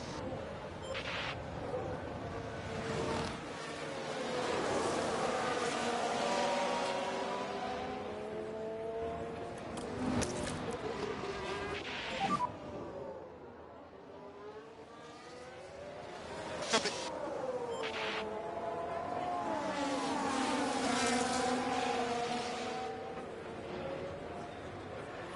So now that Ricardo has been dropped, is that Ricardo? No, is that Tsunoda? That's Tsunoda, and Russell was the Mercedes. So now that he's been dropped by Russell, we might have an easier task of hanging on to the back of Yuki.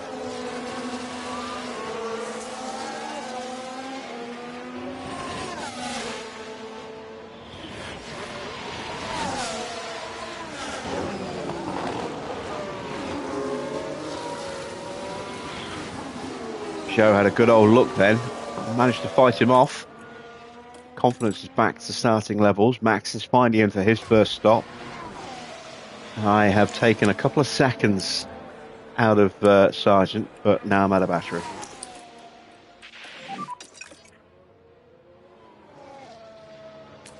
Okay, copy.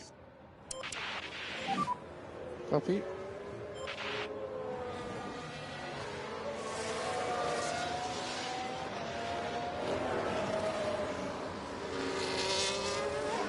Look how far behind Porsche is now to Lawson. 15 seconds. It's not good. Should have played it safer and gone 20th for both drivers.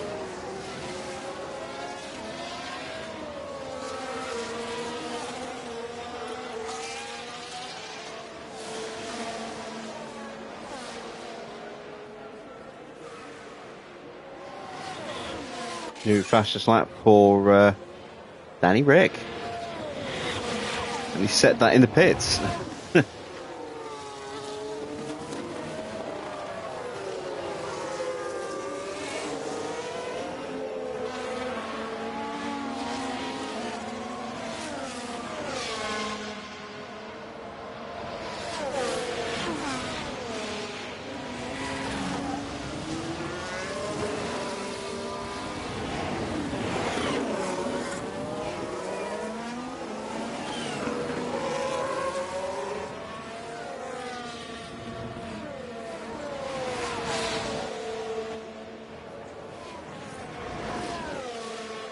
And there's a Ferrari lurking in the background.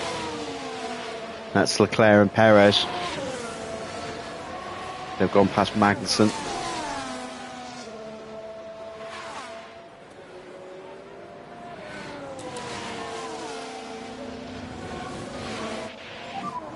Copy, copy.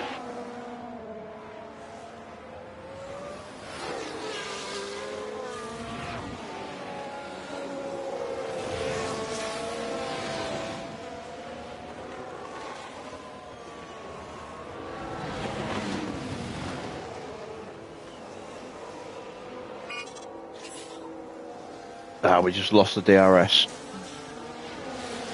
So the track goes back into damp. George into the pits. So Yuki is probably going to be boxing very soon as well. Maybe this lap, actually.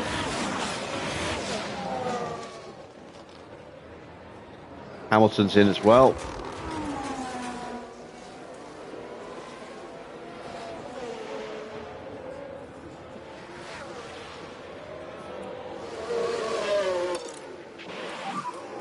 I think we need to start getting a little bit quicker.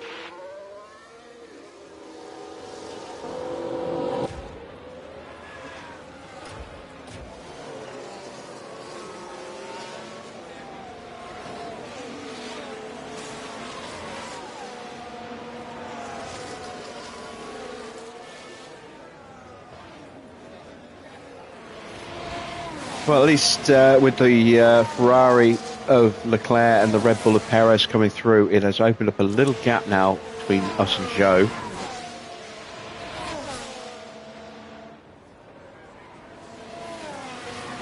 Can we keep that gap alive?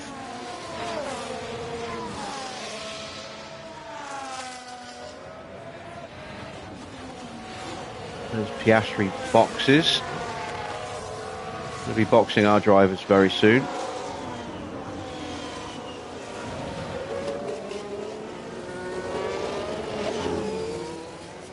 Yuki's dived into the pits.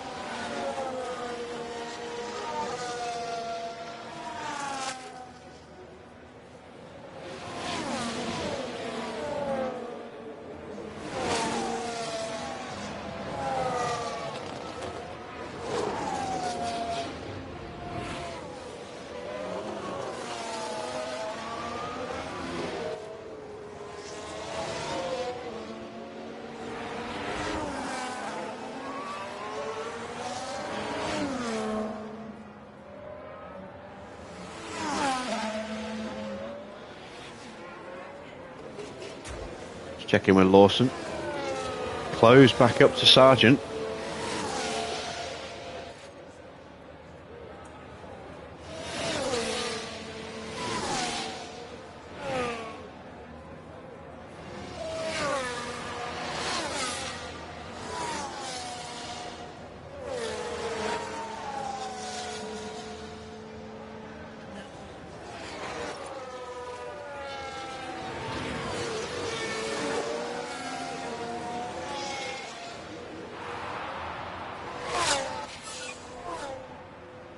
New fastest lap now for Carlos Sainz.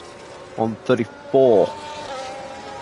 And down That in the is pits. Oh, that's a very slow much one. quicker than we're doing. It's 5 seconds nearly quicker than we're doing per lap.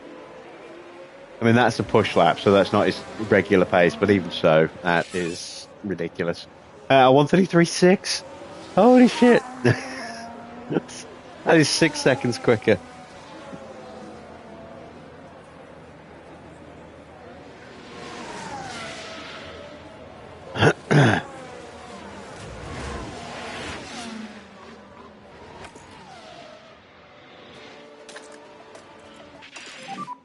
Struggling a little bit with the fronts.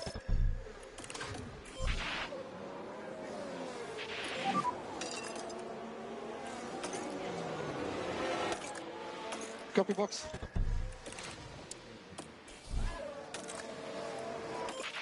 Let's try and get an undercut. Lawson suddenly upped his pace. I wonder if he's thinking of boxing this lap as well, if he's just burning out the last of his tyres. I'm about to get lapped again, blue flagged by Piastri, I think. Which is why I'm... No, it's not Piastri, it's Norris. Ricciardo's fault gets worse. I'm still going to get blue flagged. Not going to be able to avoid it. Luckily, I don't lose too much time.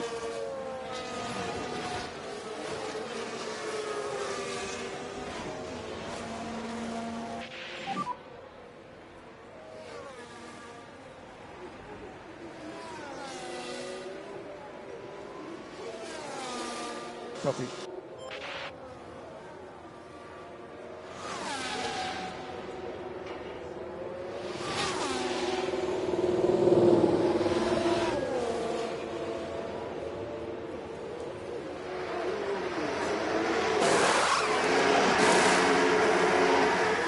2.7. Still slow, but a couple of tenths quicker than our first stop.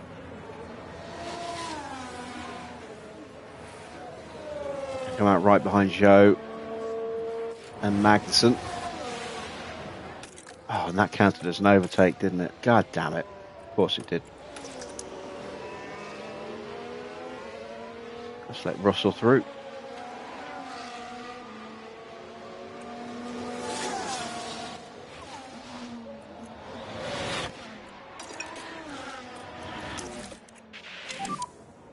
Right, so fresh tyres, chance to get a little bit of an undercut going.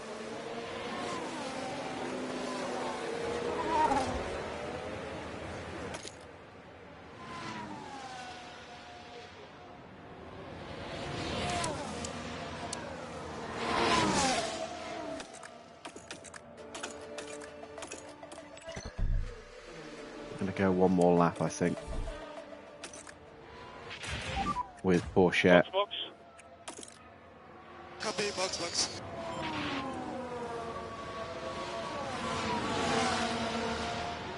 There will be no more DRS, I don't think. Track now should stay above 1 mil for the rest of the Grand Prix. Sargent's into the pits.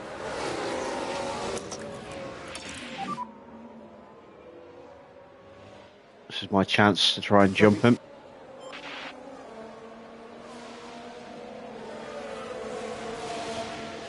Oh wow, I'm not even close. I'm not even close.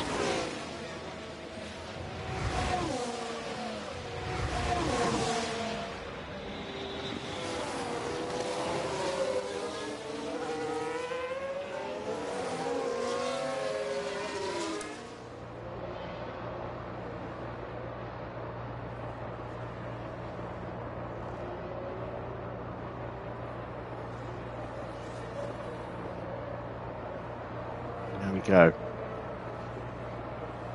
Around the outside at Brooklands.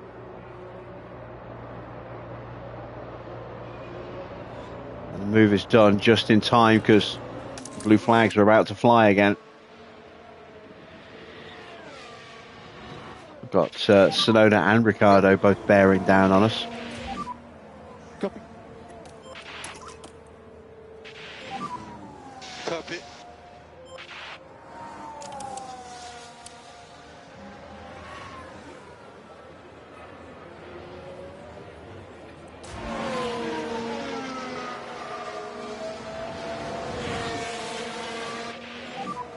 Pit lane. Copy.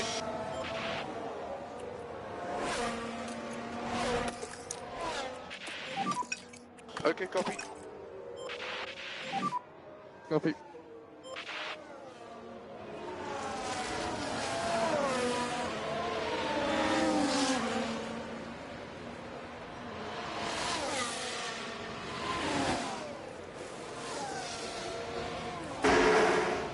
Oh, come on.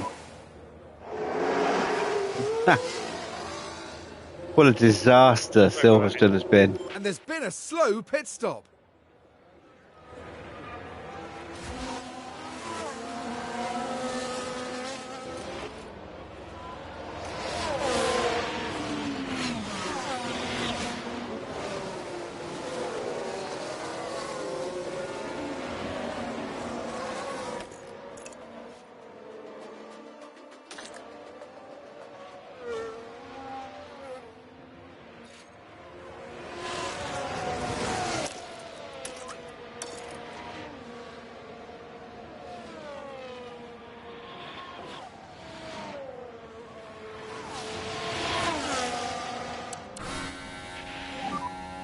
Copy box.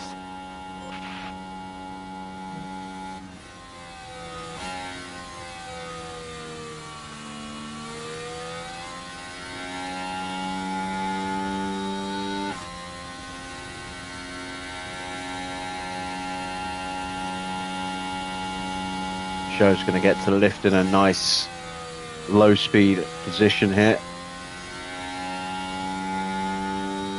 But it has allowed us to get right back onto him again.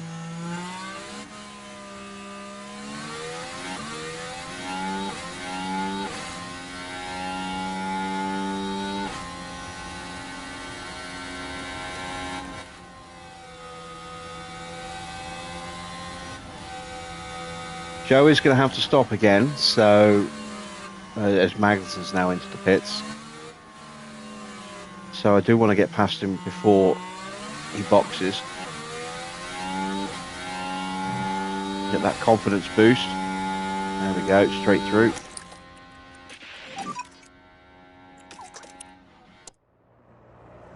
Copy. Actually, are we actually not going to complete the move? Come on, don't lose out the traction race when I've got so much more grip. Okay, copy. Oh my god.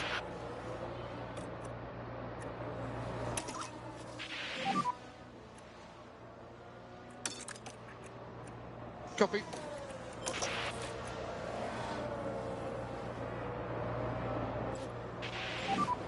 Copy that.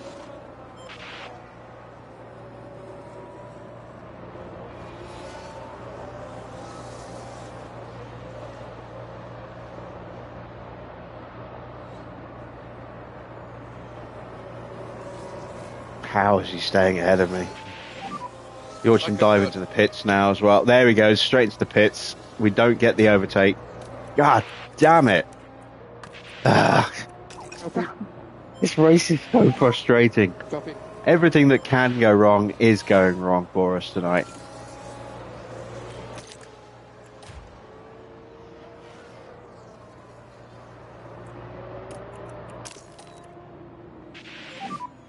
Copy.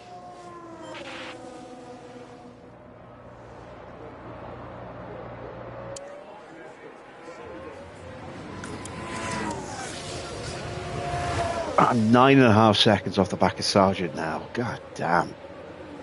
He's about to get hit by the two RBs, but that's not going to help me close up the gap enough, I don't think.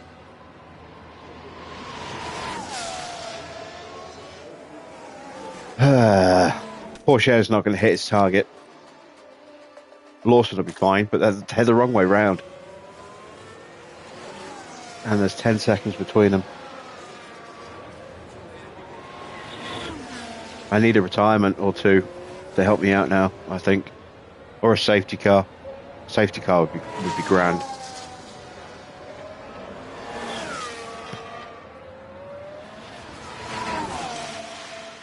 Hell, even a red flag. Reset everyone's confidence back to neutral.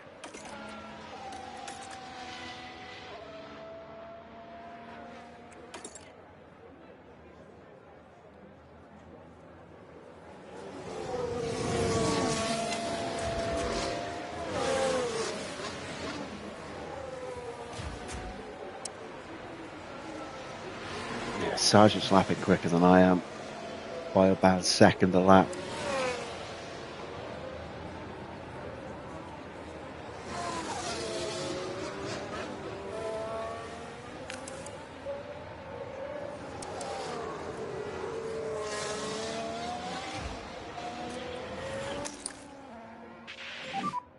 Copy.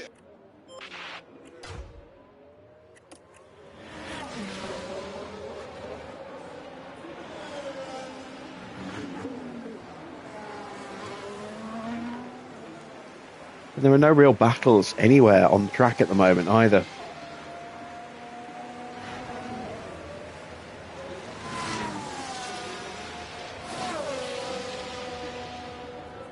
For us to kind of switch our attention to. Max 12 seconds clear at the front. Another dominant performance from him.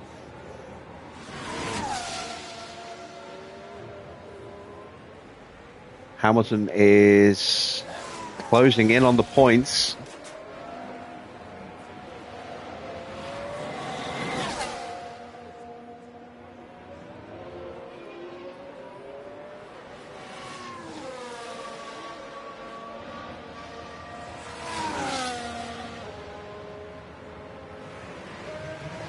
We're just going to have to limp our way through the next two races and just set our expectations to the lowest possible for the next two races, just to get through to the summer break.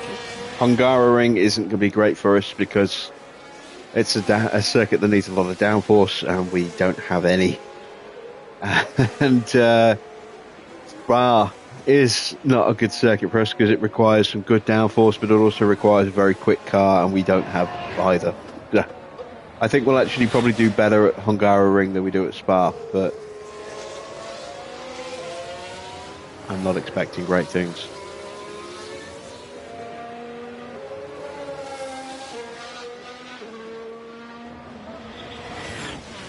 Not at all.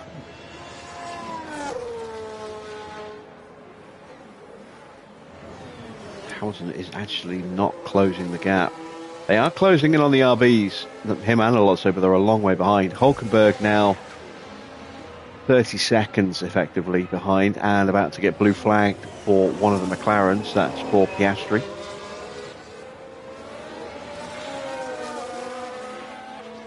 Here he goes. How's Sargent doing? Oh, he's about to get blue flagged. And again, he gets to lift in a place where he loses the minimal amount of speed there. Jammy bastard.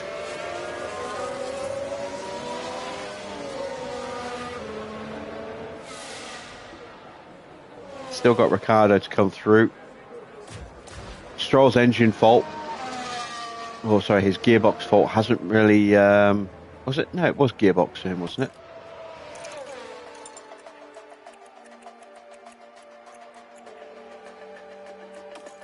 Yeah, gearbox. It hasn't really hampered him in this race as much as it would have been nice to.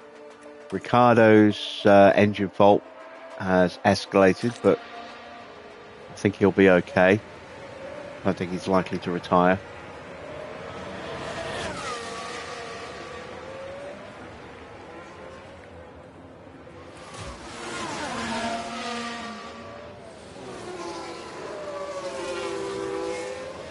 And we are finally about to get lapped by Alonso. Okay, copy. Copy.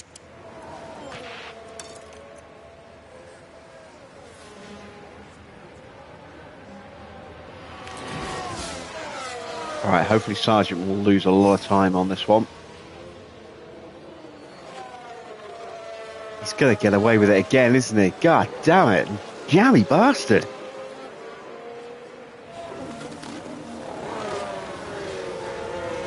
Ah, no, he isn't.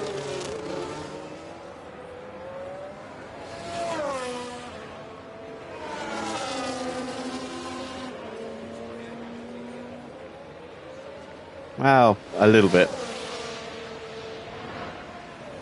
We've closed the gap slightly, but we're still a long way behind. Right.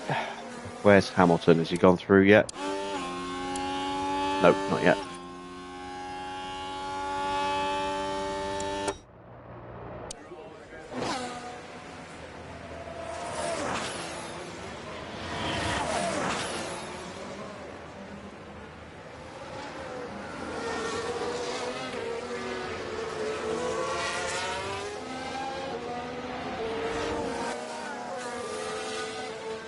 That is one of the worst places to get pulled over because you lose so much acceleration in that corner. You lose a couple of seconds pulling over there.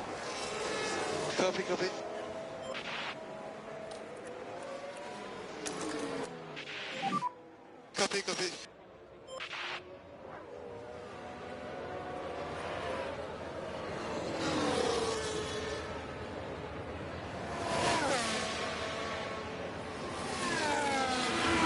Hulkenberg's in. He's a long way ahead of everybody. He'll be out before Stroll. comfortably before Stroll.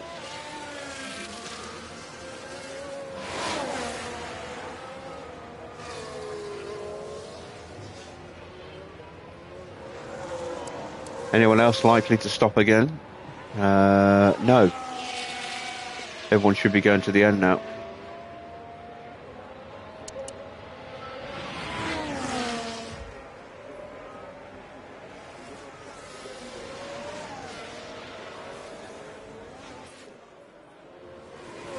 This has been a very painful race. We're not 2 laps down, but that's going to change soon because Max is lurking.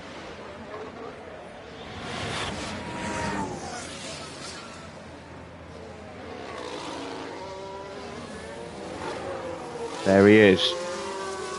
It's Max coming up to lap Hamilton.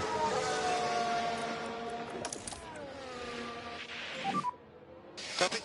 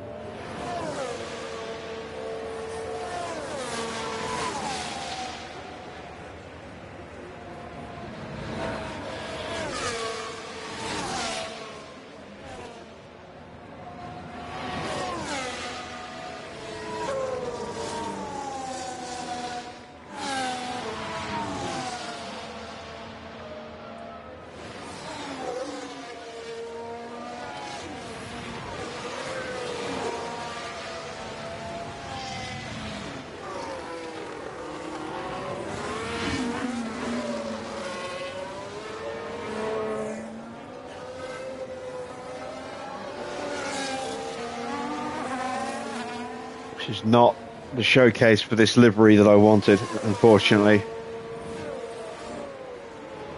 I knew I should have gone with the Jordan livery.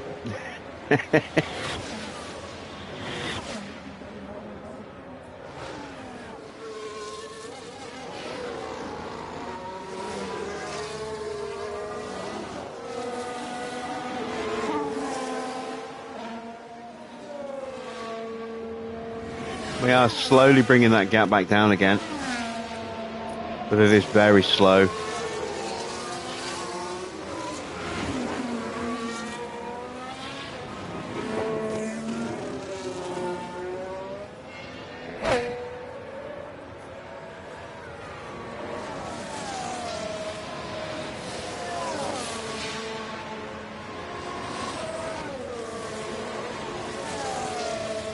If Sargent retires for whatever reason, or Stroll retires,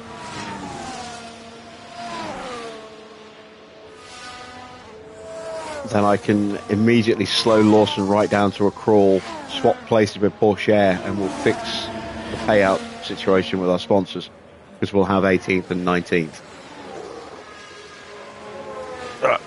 Is that going to happen though? There is the glimmer of hope still that Ricciardo or Stroll might end up retiring due to a fault, but it's not looking likely as we get lapped for the second time.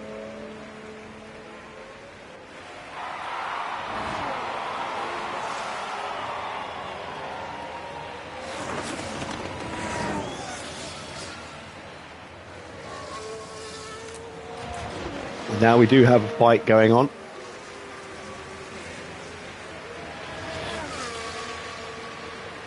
As Ocon closes in on Stroll. This should be a straightforward pass. Stroll is definitely suffering.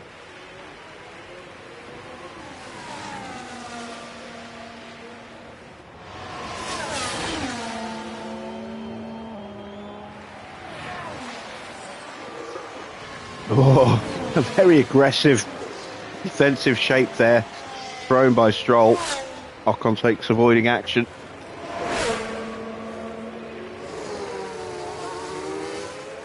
And gets the move done, or does he? From Club. and onto the Hamilton straight. Up to 16th place. Where's Gasly? Next car ahead of him. 12 seconds up the road.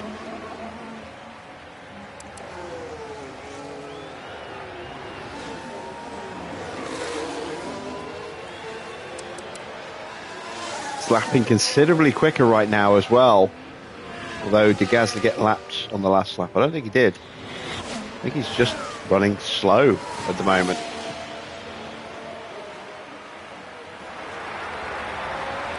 Yeah, very bad lap for Gasly. Wonder if Ocon can catch him.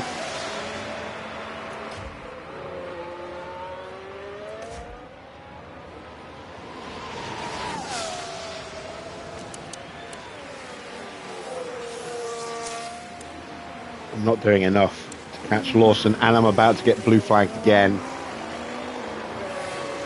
for Alonso and Hamilton. Hamilton has closed the gap to Alonso. It's 1.5 seconds now. And Max is coming up on the pair of them. This could be Hamilton's chance, actually.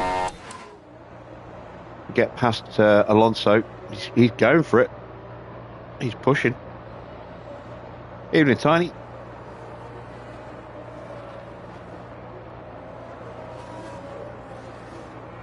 Lock up for show. Doesn't hurt us. Doesn't help us.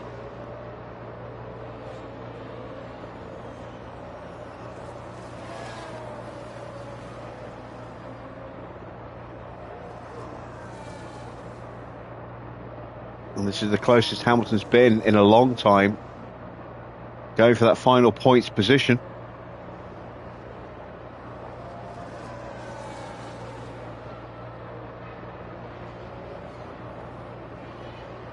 Trying to go around the outside, switches to the inside. Max is right behind these two. They're both going to get blue flagged in a second.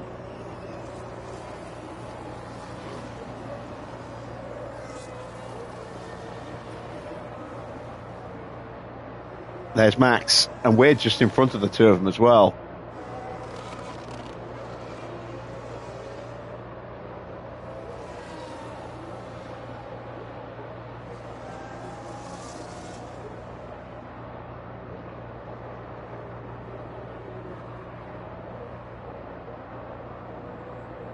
Hamilton's going to have to lift here.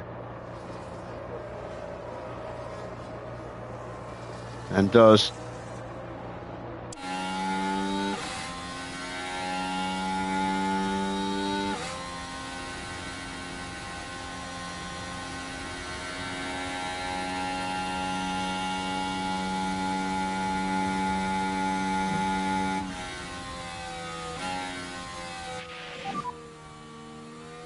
We're not fuel limited.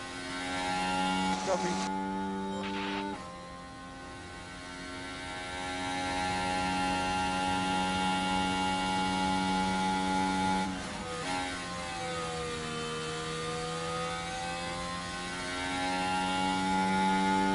That there is Lawson, then Alonso, then Max.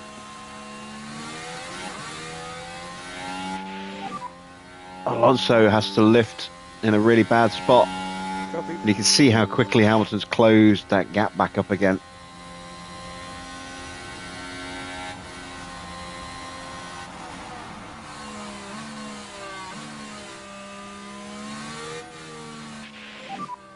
They're going to go flying past us in a second. Which is really frustrating because I have actually closed the gap to Sargent a bit more.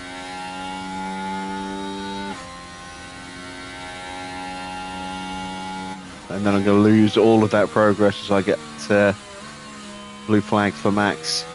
It's going to happen right now, and then I'm immediately going to get blue flagged again for these two.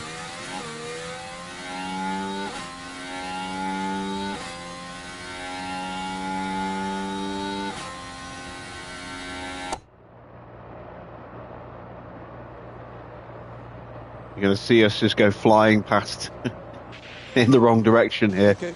any second.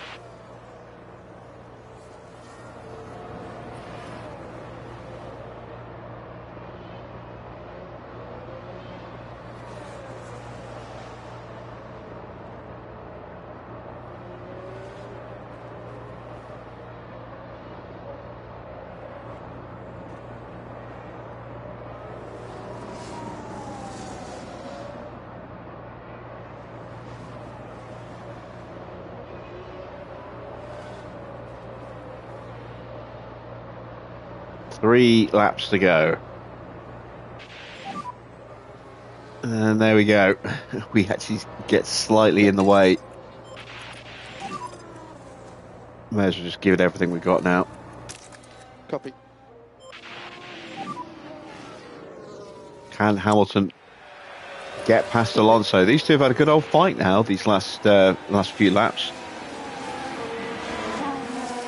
No more traffic to get in the way. Be a straight fight now.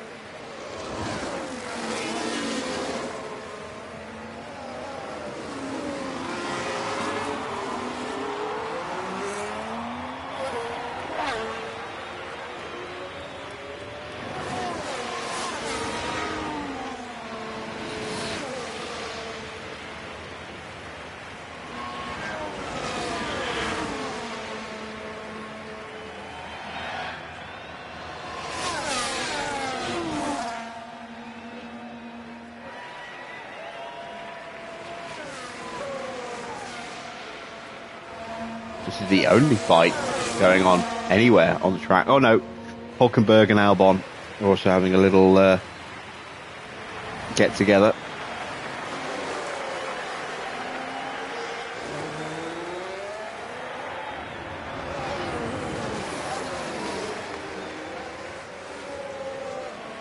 Max about to lap Sargent.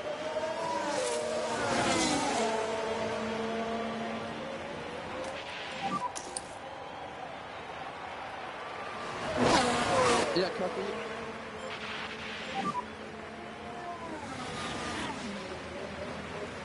Copy.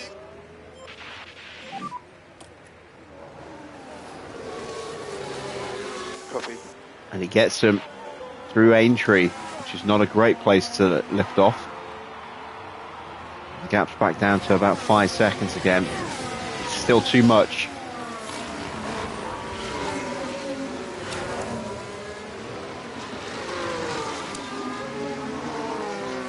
These two are too far behind.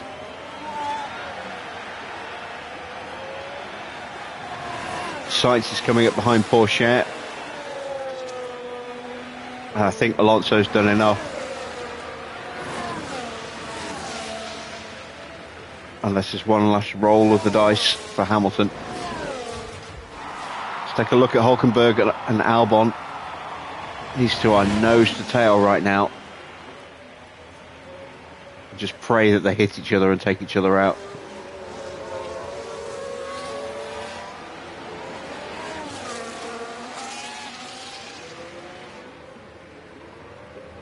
Come on, Nico. Be the Hulkenberg of the 2023 game that would just crash into people all the time.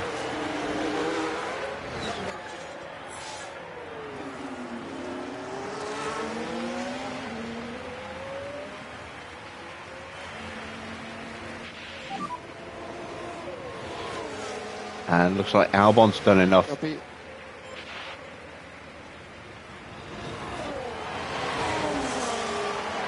Kept him at bay. Sainz has gone past Porsche. Put 2 laps on him. Zip, this is our final lap.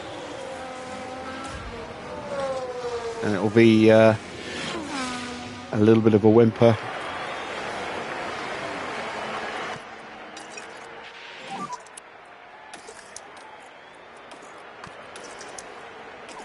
Copy. Copy. Try to keep the tires cool. Copy. Copy.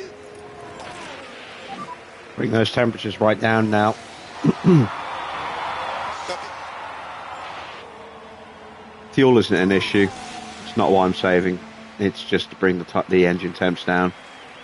And put the ERS into harvest just so it's not wearing out quite so quickly for the final lap. We're too far behind to catch. We're too far ahead to be caught. And to just protect the car on the final lap.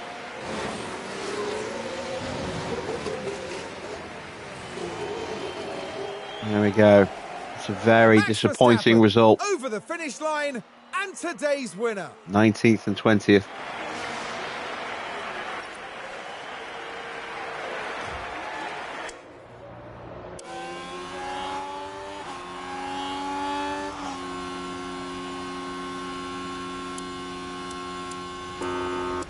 Not a good outing for the famous livery. We will bring it back again at some point. Hopefully when the car is in better condition. We need to redeem that livery. Now, after the excitement of that race, we can now see Esteban Ocon. And for them, it's P16 and no points from today's race. Well, Max Verstappen can add yet another podium to his already impressive record. And that victory takes them into double figures for the year. An incredible 10th win of the season. Well, we might be in Britain, but our podium finishers won't be celebrating with a cup of tea tonight. They'll be staying true to Formula One tradition.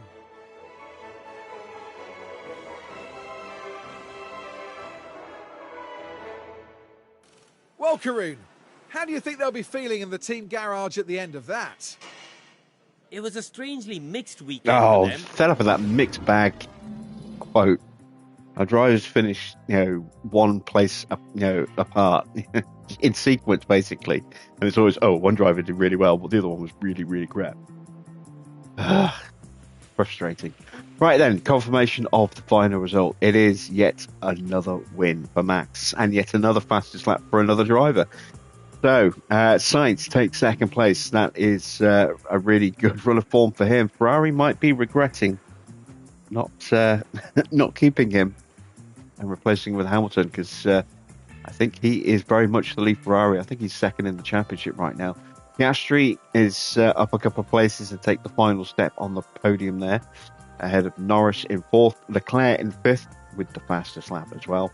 Good recovery race for Perez, up 11 places and half a minute ahead of George Russell in seventh.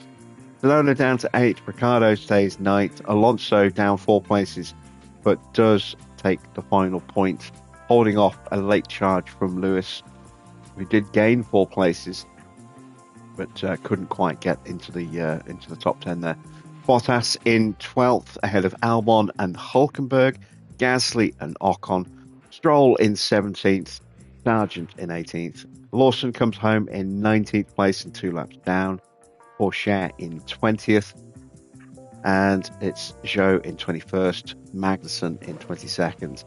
That result for Gasly might lift him off the bottom. Driver standings look like this. Max on 303 points, now 98 points clear of Carlos Sainz in second.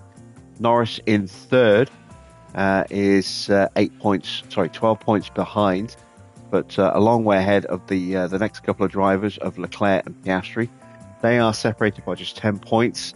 And then Perez in sixth, a further 30 points behind. Definitely the disappointment out of the top 3 teams. And then it's Tsunoda in seventh, moving above Hamilton now by a point. Russell stays in ninth, but does close the gap to his teammate to 8 points. Stroll is 10th, looking a little bit further down. 11th is Alonso. 12th is Ricciardo, and then still no one else has scored points. Gasly is still bottom. Constructor standings, it's 33 points for Red Bull. They open up the gap by another 4 points over Ferrari on 366. So that gap is now, quick maths, 58 points. Then McLaren on 344, 22 points further back from Ferrari. Monster gap now to Mercedes. They're on just 82 points. And that is, an obscenely big gap already. RB in 5th place, pick up another 6 points as well. So the gap between them and Mercedes stays the same. Aston pick up just 1 point. They are now 11 points behind RB. And still no points for any other teams. No one changes places. Let's take a look at the pit stops. Ferrari had the quickest stop and the 4th quickest stop as well. So excellent work by the Ferrari mechanics tonight. Alpine also picking up big points with Ocon 2nd and Gasly in 5th. McLaren get one car in the top 10 with Piastri in 3rd. Williams get both cars in there for 6th and 10th. Sauber in 7th. Haas in 9th. Red Bull only getting the one car in the top 10, and that was for Perez in 8th place. Standings now look like that. 240 points for Red Bull. McLaren closing the gap a little bit tonight by 11 points. That gap is now 37. Ferrari moving above Alpine by 4 points. Good little fight going on between those two. Aston are in 5th, no points for them. Same for RB, they stay 6th, no points for them either. Williams do close the gap by 9 points. That is now a 33-point gap. And Sauber also picking up a few extra points tonight, but the gap is 13. Just being stretched a little bit to Williams. Mercedes are 9th, we are 10th. Haas pick up a couple of points to reduce our gap to 9. And there you see our best stop tonight was a 2.7, which was nearly 2/10 off getting onto the bottom of the top 10 there.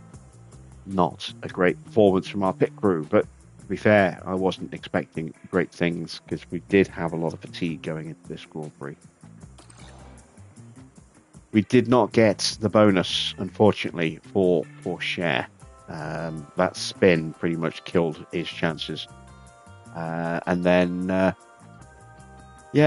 mess up on the strategy as well. If I'd known that it wasn't going to go as dry as I thought it would, I would have just stuck to the inters and not pushed them. Wouldn't have planned to go onto dry tyres at all. So that definitely hurt us a little bit, burning out our tyres too quickly. But we live and learn. Do I have any upgrades for the next race? No. I've got 2 more races without any upgrades. We won't have upgrades now till we come back from the summer break at Zandvoort.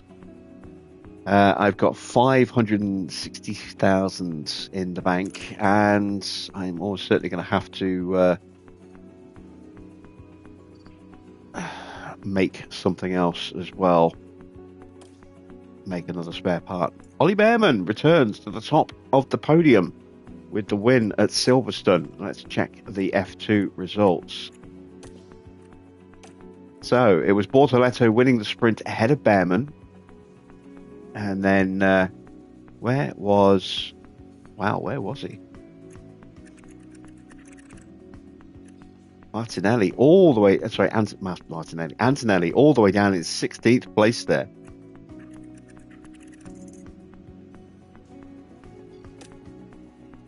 And then we see, where was he in the sprint? 14th. Terrible weekend for Antonelli there. So Behrman has definitely closed the gap up a bit at the top. Bortoletto's had a great weekend, getting first in the sprint, second in the race, and the fastest lap as well. Kushmaini picking up some good points as well. That is definitely going to make the standings a little bit more interesting.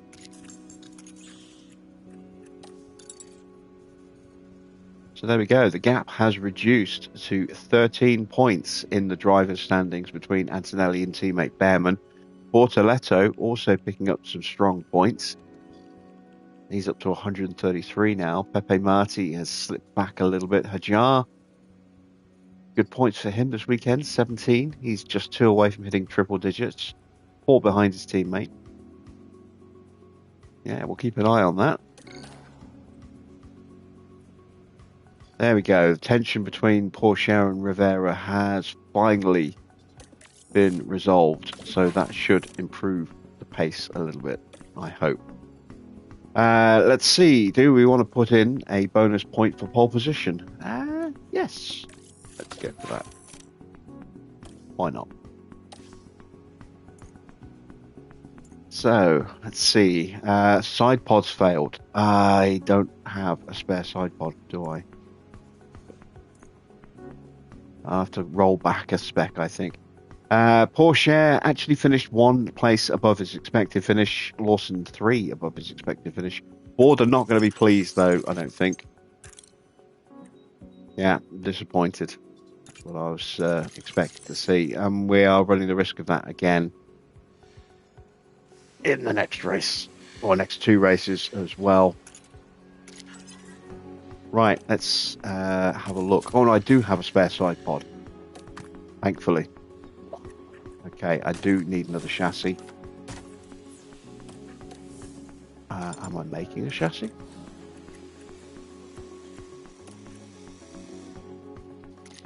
I am. Okay, that's good. Spare side pod will be ready in a day. So that means I can now afford to build an extra spare front wing. Let's go back to our original liveries. Now that Silverstone is over.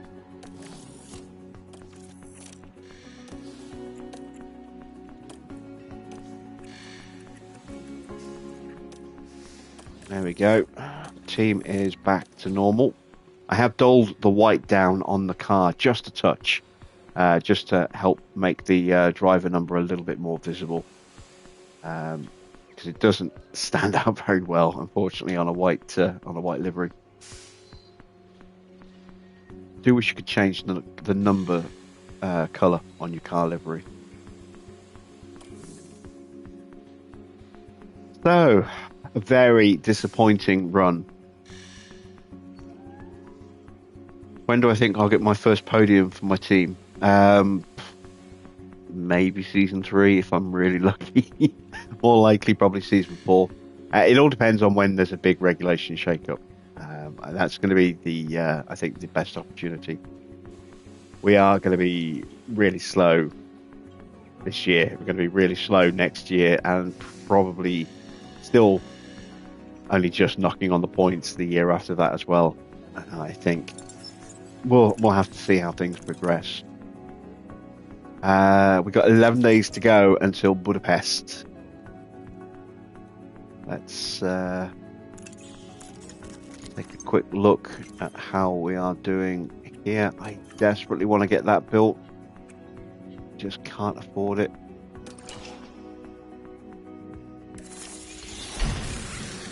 Probably the next millennium. Thanks, Wayne. All right, there we go. Spare side pod. Let's get a spare front wing built, because I've only got the one.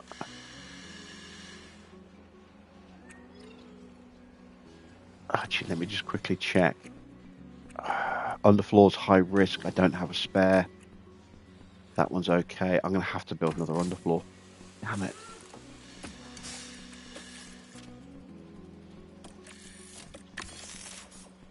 It won't get through the next 2 races. Ah, that's frustrating.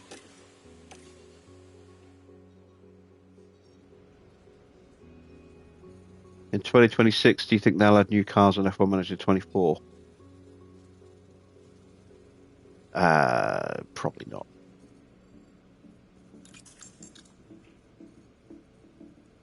No, each game is just a snapshot. It's a 1-year snapshot of the sport, and then it just. So I mean that's why this year's regulations are different to last year's, because we've got the 2024 sprint regs, we've got the 2024 liveries, 24 lineups for drivers. 23 had a weird amalgamation of the 22 and 23 sprint format. They're not going to add in Audi, if that's what you're thinking.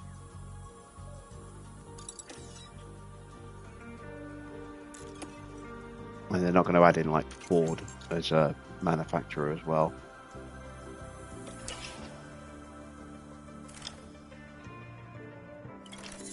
Alright, there we go. Spare chassis. So I have one spare chassis.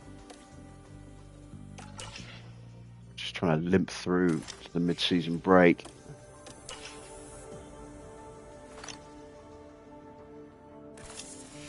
Our tour centre hits its maximum level. That will be worth a little bit of extra mentality boost, and a little bit of extra weekly income as well. All of our staff are still in the neutral at the moment. Take a look at contracts. She's out of contract in 6 months, so I would desperately want to replace her with someone better. He's still got a year to go. Can't afford to buy anybody out of their contract. I don't think. Not really. He is out of contract in 6 months, as is Pedro. Porsche is out of contract in 6 months, and I really want to try and re-sign him.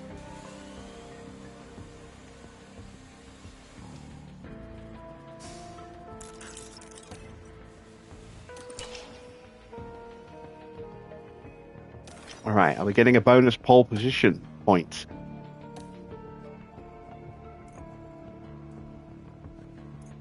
One, two, three, four, five. No, we're not. 6 teams voted against. So McLaren, Mercedes, Alpine, Haas, Sauber and Aston Martin all said no. And so we will not be getting a sporting change in the regulations at the end of the season. Jessica Hawkins is retiring.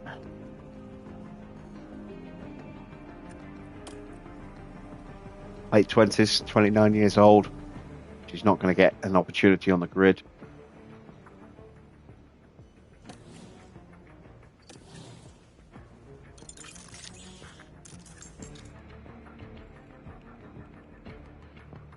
Will I replace my drivers late in my career mode for my own team? I will at some point replace my drivers with better talent, but I'm very much limited by my budget at the moment, which is pretty much non-existent.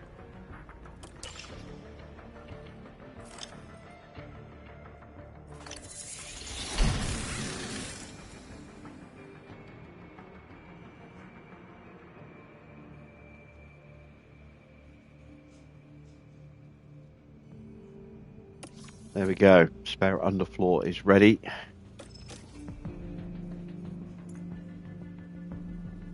Everyone's very unhappy with the car performance. I can't do anything about it at the moment. Unfortunately, I'm trying. I just keep running out of money.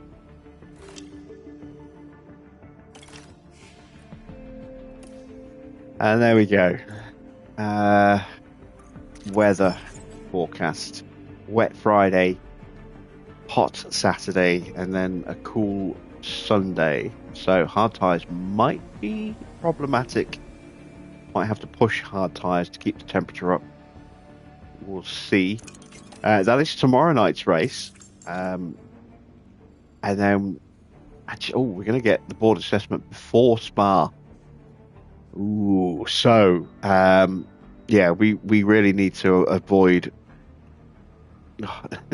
losing confidence from the board in this next race. I mean, we should be okay, but we will go straight into the board review right after the Hungarian Grand Prix. And then once we get through Spa, we'll get into the summer break and we'll have new parts for the return when we come back to Zandvoort. So let's see what day is. Tuesday. No, yeah, Wednesday today. So tomorrow is Hungary. Friday is Spa. And then Monday will be the return from the midsummer break, Zandvoort, with 2 new parts on the car, a new side pod and a new underfloor. Hopefully they will give us a bit more performance and we can try and sneak a point or 2 somewhere later in the season. I'll keep my fingers crossed, but yeah, it's not looking good, is it? I'm barely able to afford to make replacement parts at the moment, let alone even try and get like any research done or development on the car for that matter. So we'll see how we go. But yeah, very, very sobering home Grand Prix tonight. Not ideal at all. It was nice to run the FW14 livery, but didn't really do that livery justice. We will have to break that one out again at some point in the future, hopefully when the car's a little bit more competitive. Who knows, maybe it'll make an appearance at Silverstone again next year. Maybe it'll be a different livery, I don't know.